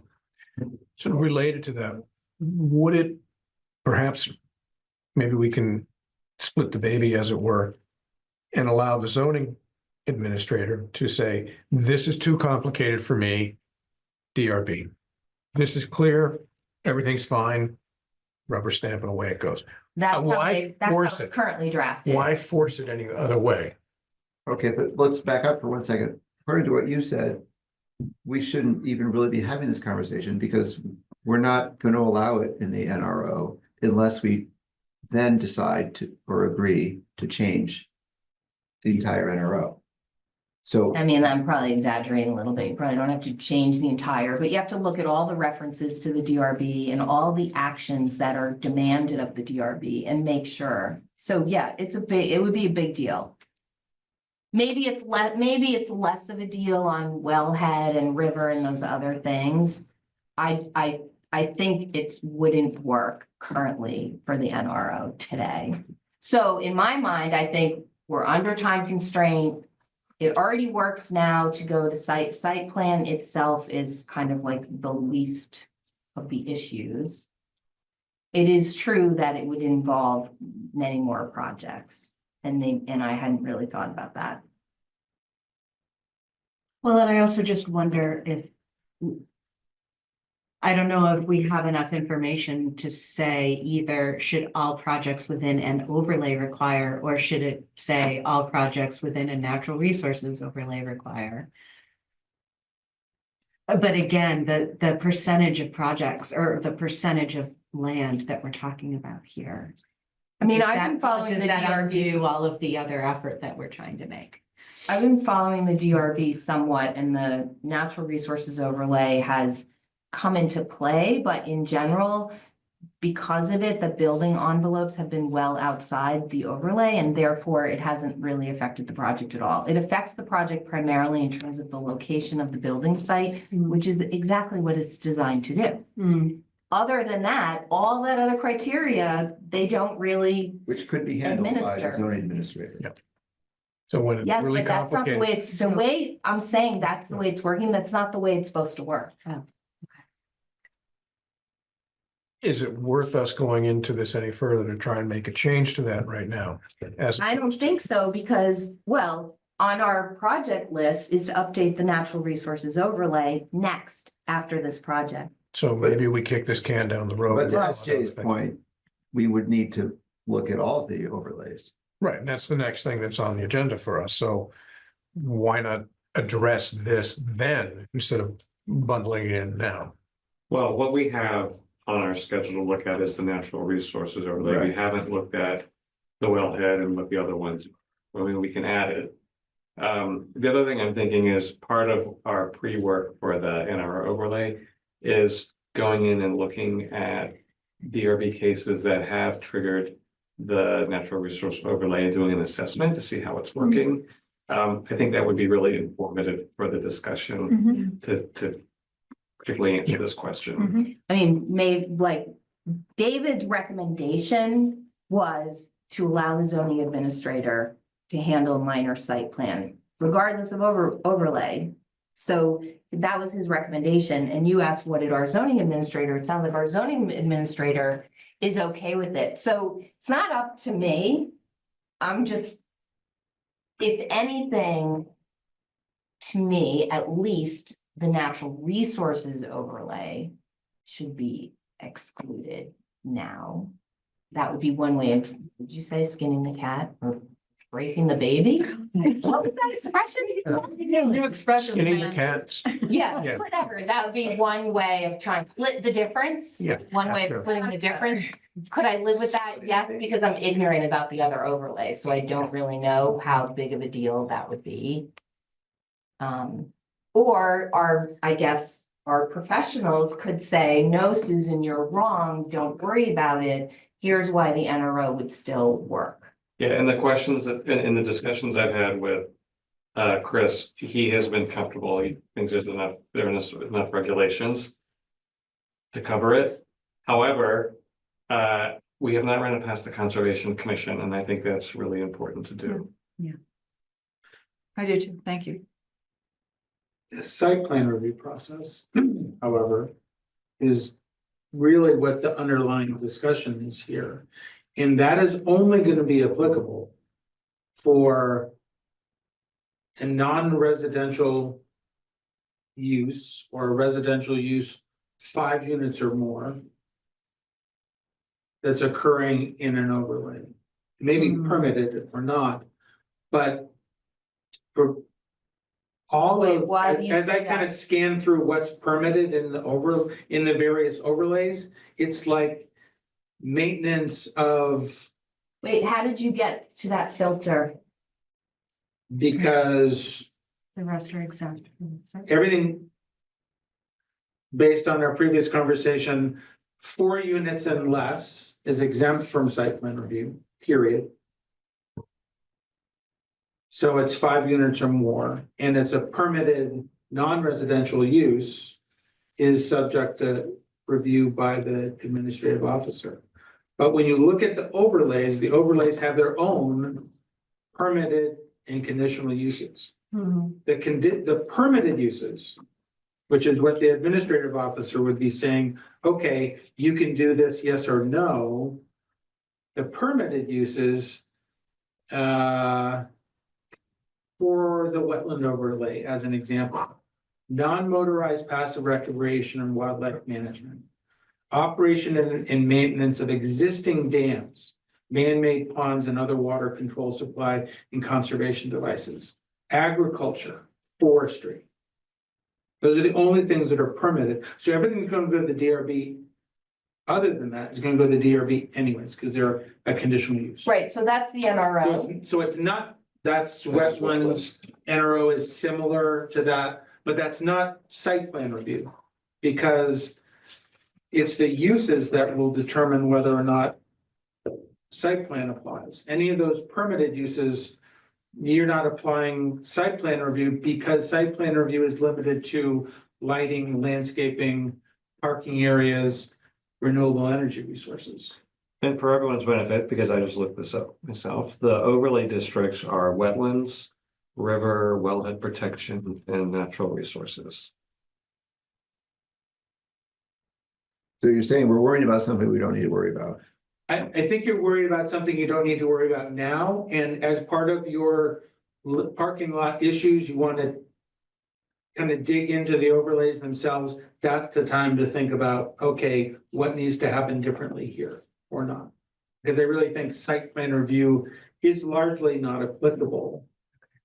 Certainly done by the administrative officer in any of the overlays, because none of the permitted uses would require site plan review, period.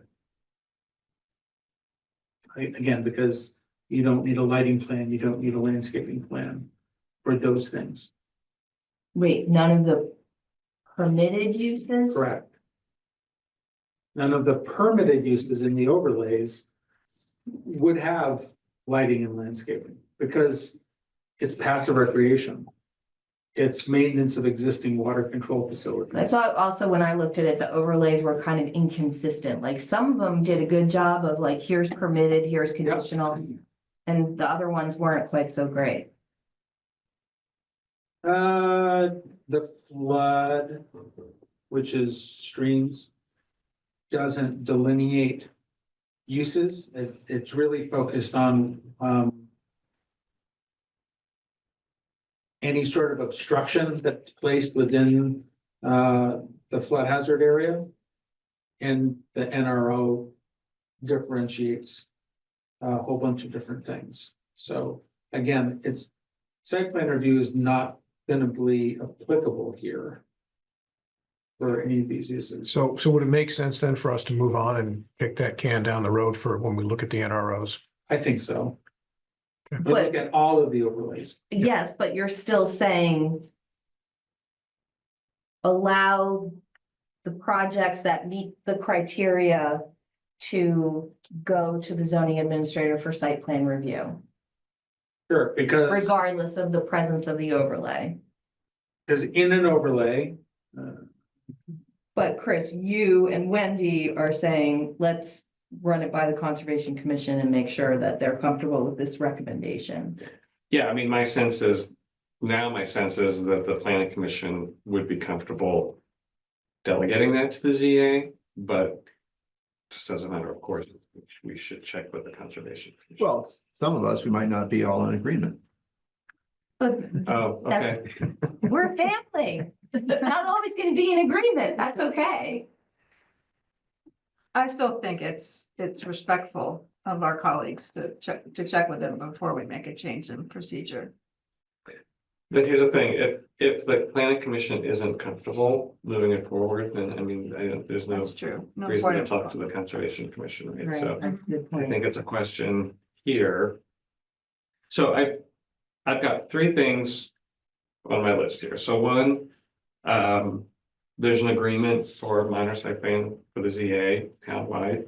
There's an agreement to exempt 4 units from site plan review. This is the last question, is about the overlay. And I 4 just- units when it's a permitted use. Correct. Yep. Yep. Okay. Okay, but let me just try to clarify this one more time. Currently, the permitted uses don't require a site plan review. And so it wouldn't be triggered to go to the DRB. The permitted uses In an overlay? in the natural resource, or in the overlay that. permitted uses can be reviewed by the administrative officer. Right. They're not exempt from site. As it is today. No, No, as it is today, goes to the DRB. everything goes Goes in to the here. DRB. Okay. Some things are exempt and everything else goes to the DRB. No, I'm with Chris on this. So it's a permitted use, you're exempt from the site plan. So you're not going to the DRB because you're exempt Right. from site plan. But anything that is conditional, A permitted use is not currently going to the DRB, even if it's in an overlay. Is that correct, or is that not correct? The only thing that's not going to the DRB for site plan currently is a 1 or 2. A single family home or a duplex or an accessory building or 2 or 3 of those other things. okay, so a permitted trail is going for site review. Yes. In theory, Okay, permitted residential is not. the way the ordinance is written now, Yeah, it doesn't say anything about whether it's permitted or conditional. okay. It's simply. These items are exempt. 1 and 2 family dwellings. Any development that involves new or expanded parking of less than 5. Construction of less than 1,000 square feet of building area. Agricultural and Agriculture forestry and uses. forestry, So, those things are exempt. Everything else, permitted, conditionally permitted, is supposed to go to the DRB for site plan. so a simpler change today Okay. would be to say not just 1 and 2, but up to quad Up to 4. Mhm. would be exempt from the DRB. And then that could be the only change we made today, which I would be in favor of. Mhm. And then we could revisit everything else when we get to our overlay session. And not exempt then not have all permitted uses be No. done, site plan review done by the administrative officer. No, we still want zoning administrator to be able to review some projects. Right? I'm just saying, I still, general, I just don't see why a quad would be treated differently than a single family or a duplex, and so I just don't. It wouldn't, we all agreed to that change. Okay, so why can't we just say that's the change for today? Well, because we have a whole nother set of changes that we also seem to agree on in principle. I'm talking about with regard to the overlay district, Oh, only that. I'm just saying, okay. with regard to the overlay district, would one option be to say today, let's just extend the exemption from 1 and 2 family to quad and not make any other change until we have a chance to review the overlays? There was on the previous slide, there was a list of a bullet point about about 4 of the things that didn't have anything to do with the overlay district. Right, I see what he's saying. That's what I'm saying, Yeah. Chris, exactly. Is that the minor site plan would apply for all these other conditions.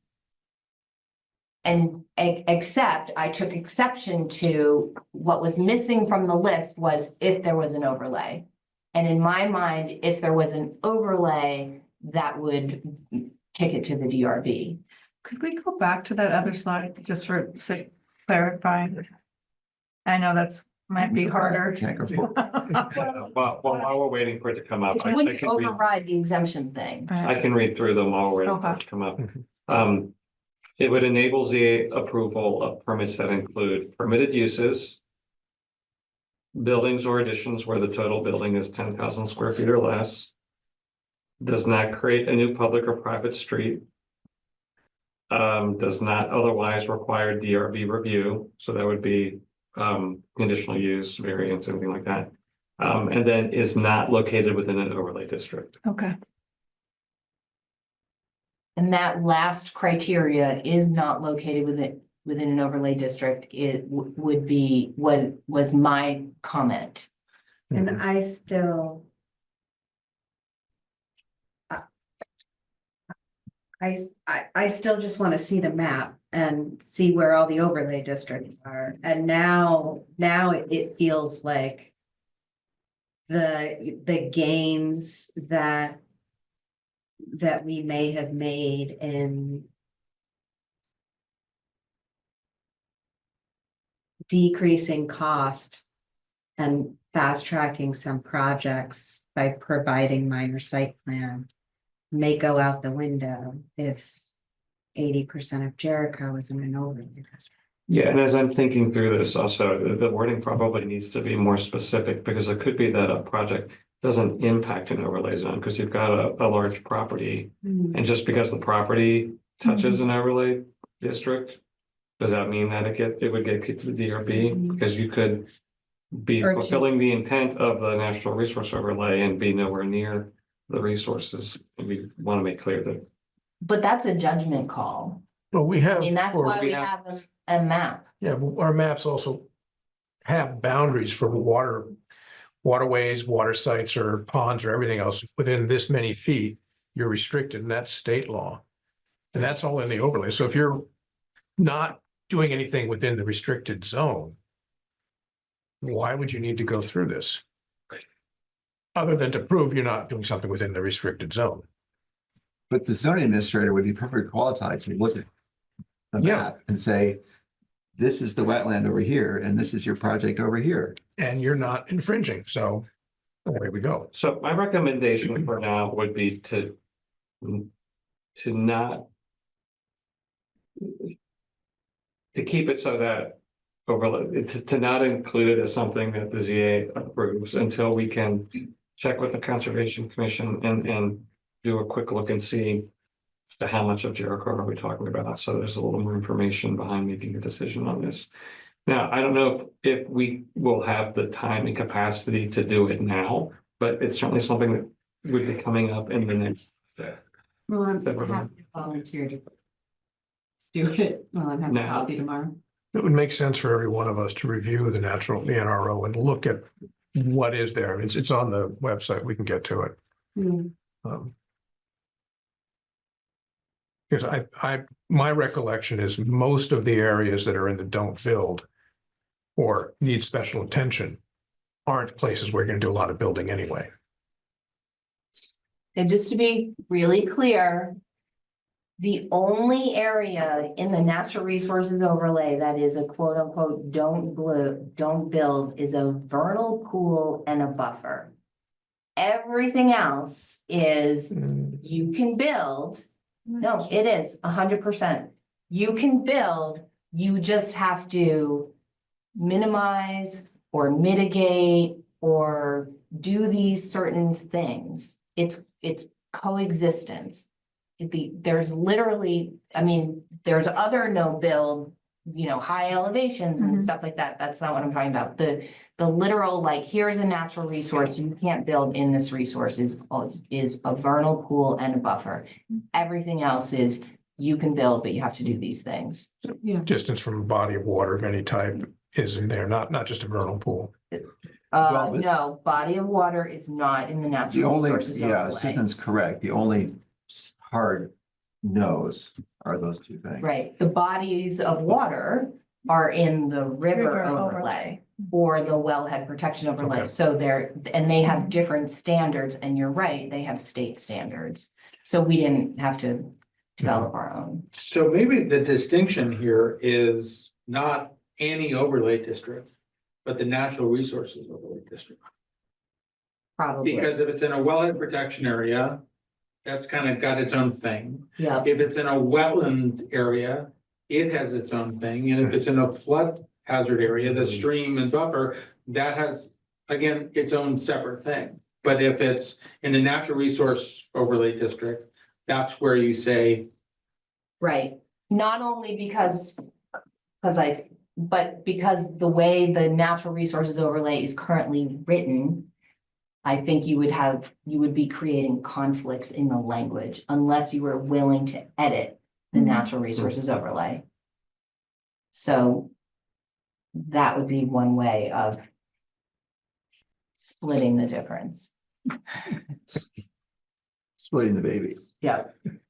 You're gonna follow up with the Conservation Commission before we finalize. Sullivan said. Yes, but I'd like to be Let's look at the clear. map and then let's all look at the natural resources overlay and make sure that we all understand what it's, Yeah, I want to be how it's clear currently written. on what the direction is. I mean, is it the last thing that was said?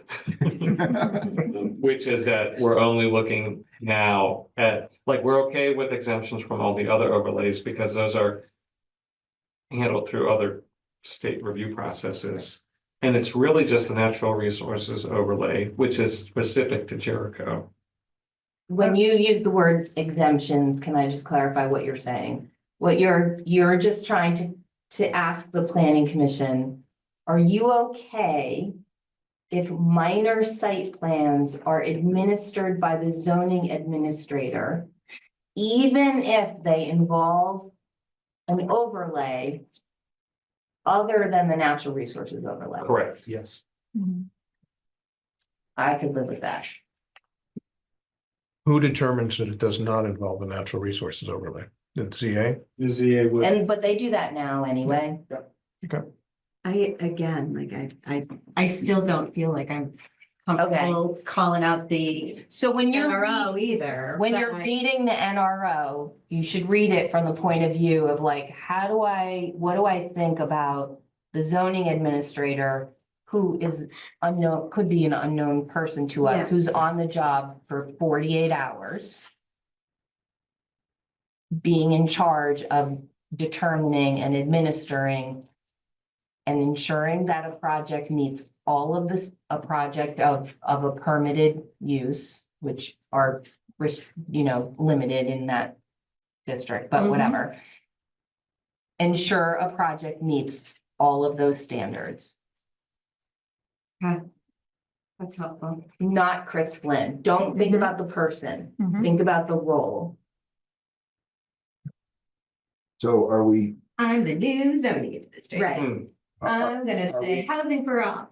treating quads the same as 1 and 2 family units in the NRO now, or have we decided not to do that? Because I still think that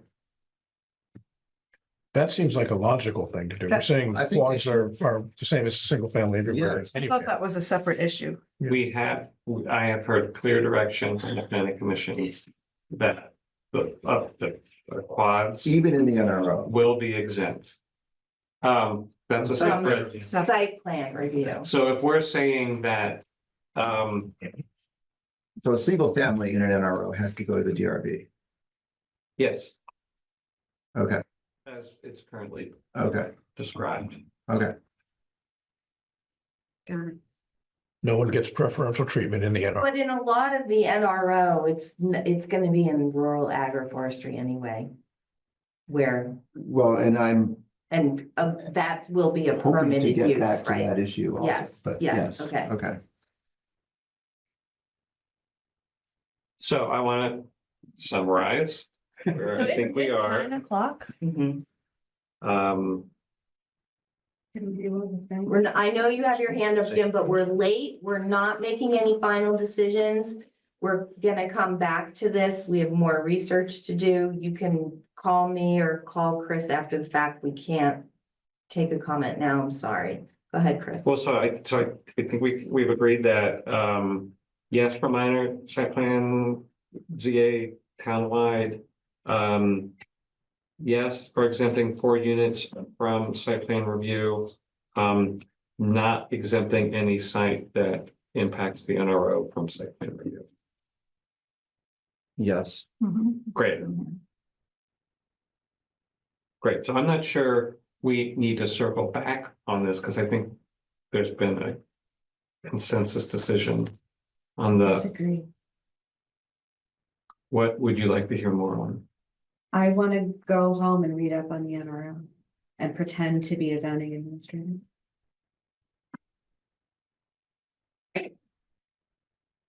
It's a fiveplex. You're the zoning administrator. We know what you're gonna do. You know what I'm gonna do. I mean, if I'm the lone voice, I'm the lone voice, and I'm gonna go home and do it regardless. I don't feel comfortable making a decision about something that I still don't feel like I understand. No, I'm trying to think of how, I've seen this been handled before.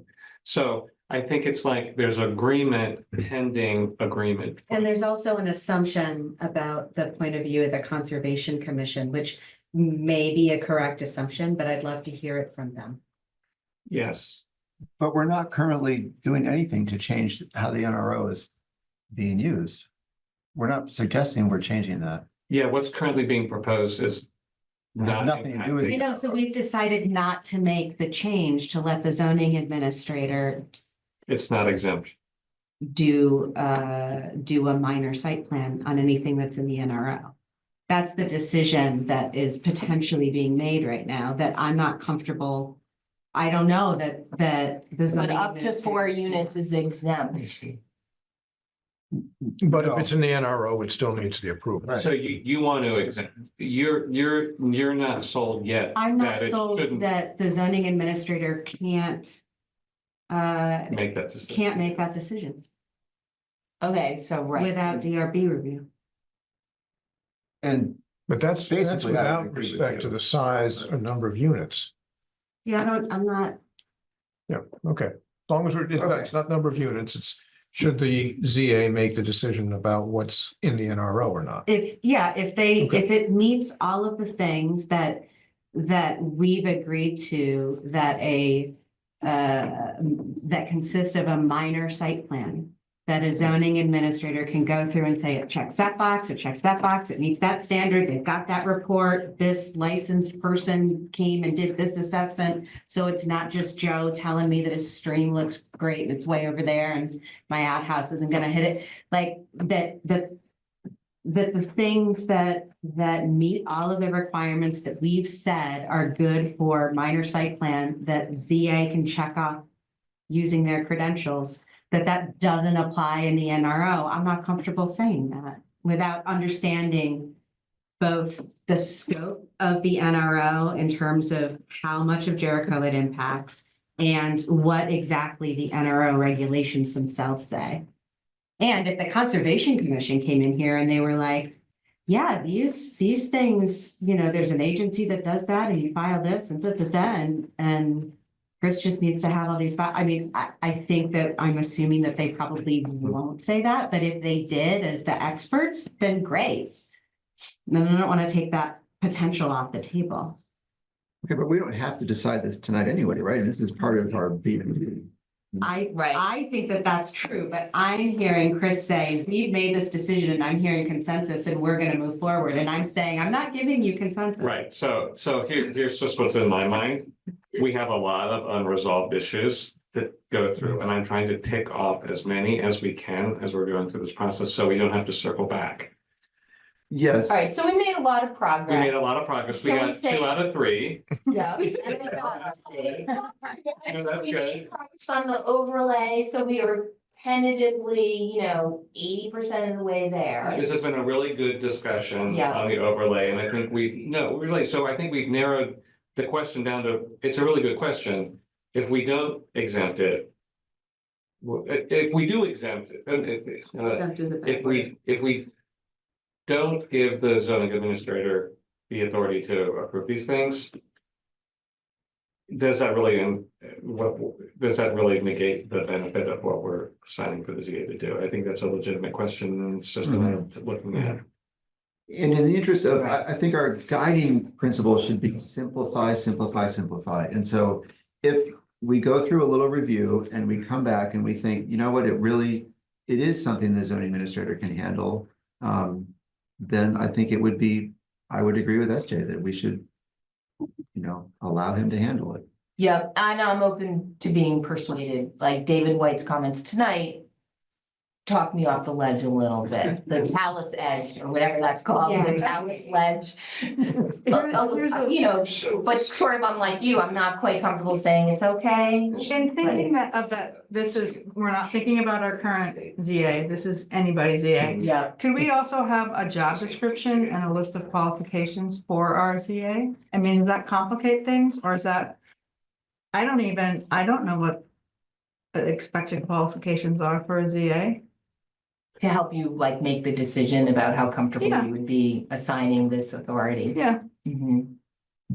I mean, I'm sure, yes, there is a job description for a ZA, for sure, because they redid all the job descriptions in the town.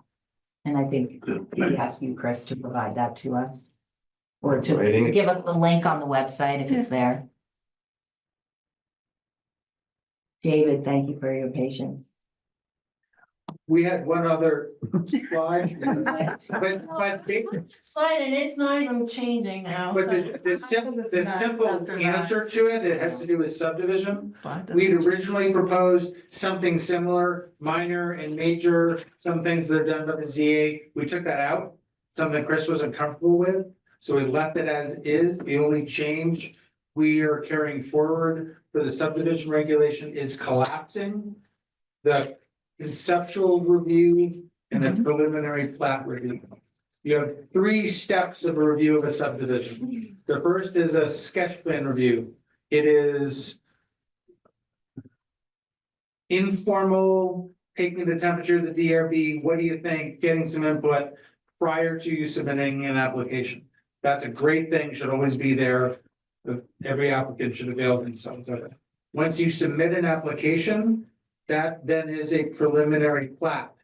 So we took everything that was part of this conceptual review, which was separate but different than the preliminary plat. We just squished them all together so that you have one step that you're taking with all the same information that was required for the conceptual review included in the preliminary plat review. Once that decision-making has been made by the DRB that this project meets all of the requirements of the ordinance overall, then you go to the final plat where the applicant prepares and submits their final details around typically utilities, roadways, that kind of stuff. Does the sketch plan review cost money? Like, am I gonna have some plans drawn up and bring an engineer with me to the sketch plan? You could, it's conceptual level plans so that the board has got something to talk about, that they understand what it is you're trying to do, but it's not high level detail. It's specifically intended to have a discussion before you bring in an engineer. to do that work, so that you're not.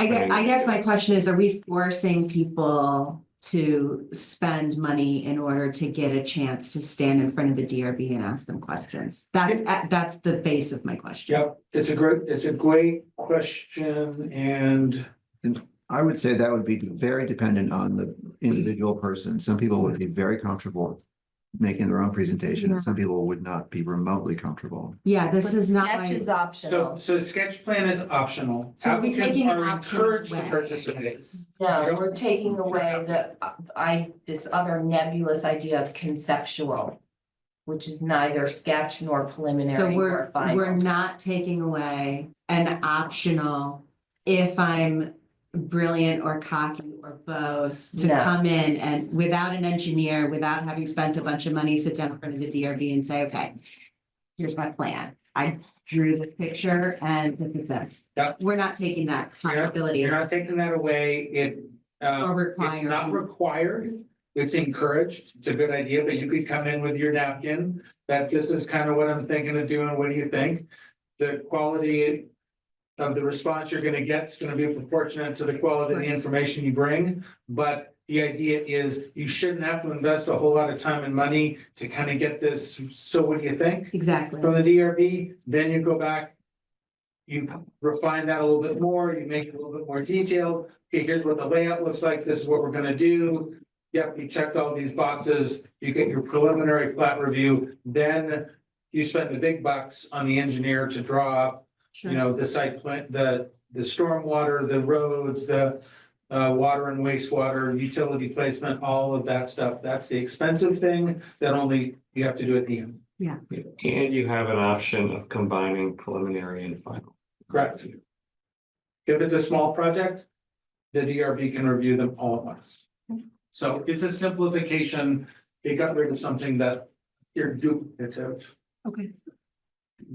Okay, so we're behind or we're late, so I think we need to move on. So I hear there's consensus in going ahead and making those changes in the subdivision review process, consolidating those reviews. Great. Yes. Okay, so town planner report. Great, I'll make this quick. So we've had a working group that's met with CCRPC to talk about the future land use map update. Just really quickly, we are looking at some areas where we might want to extend a village area, identifying transition zones, which might eventually become a village area. And then we've identified an area that we might want to identify as an emerging village area. The reason why this is all important is because that cues it up to be eligible for tier B, which makes it exempt from certain Act 250 reviews. I'll just keep it at that level for now, and we'll be coming back to the planning commission with more information on that. In terms of our Leahy Institute intern, we've got 2 applications on that. That's the intern that's going to be working with us, trying to work with us on public education on wastewater. So 2 applicants and setting up an interview panel with Wendy, and then someone else from UMP who was on this larger wastewater project team that this is being funded through. I've also pulled together what I'm calling it what's that? UVM. UVM, what did I say? UMP. That's okay. We knew it. It's because it's Sorry. University of Maryland is UMP. Okay. So town plan tracker, so I pulled together a document that is tracking sort of the getting it done section of the town plan, which has 1, 3, and 5 years. So Susan and I we're sort of using that as a basis to have some discussions, early discussions with the select board to get the joint planning commission select board meeting agenda finalized and on the calendar. So stay tuned for that. And then I'll just also mention quickly, in case you're interested, I got a notice today from Richmond that they are proposing a zoning amendment that is looking at increasing residential density in one of their districts, making some changes in a commercial requirement, some of the things too. So if you're at all interested in that, I can send you What the district information. are they changing? Oh, gosh, it's I can't remember. It was a Honey Jolene Court. Copley Place, something Yeah. court. Oh, I think it's it's near Stone Jolene Corral, Court. isn't it? I don't know. Jolene's. Yeah, Yeah, Jolene Court. Jolene Court District. Yeah. Yeah. Yeah, okay. So if you're interested, I can. No, I was just wondering if it abutted Jericho or not, but I don't think it does. No, Did we get the CWR application? Yes. Any movement on a task force? I'm working on it. Yeah, there are discussions going on. Okay. Yeah. I don't need to poke yet. Not yet. I'll let you know. Okay. Excellent. Yeah. okay, does anybody else have a burning update worthy of a 9:15 comment? Motion to adjourn. Okay, motion to adjourn from Chris. A second? Sarah Jane, all those in favor of adjourn, say aye. Aye. Any opposed? Heidi, thank you.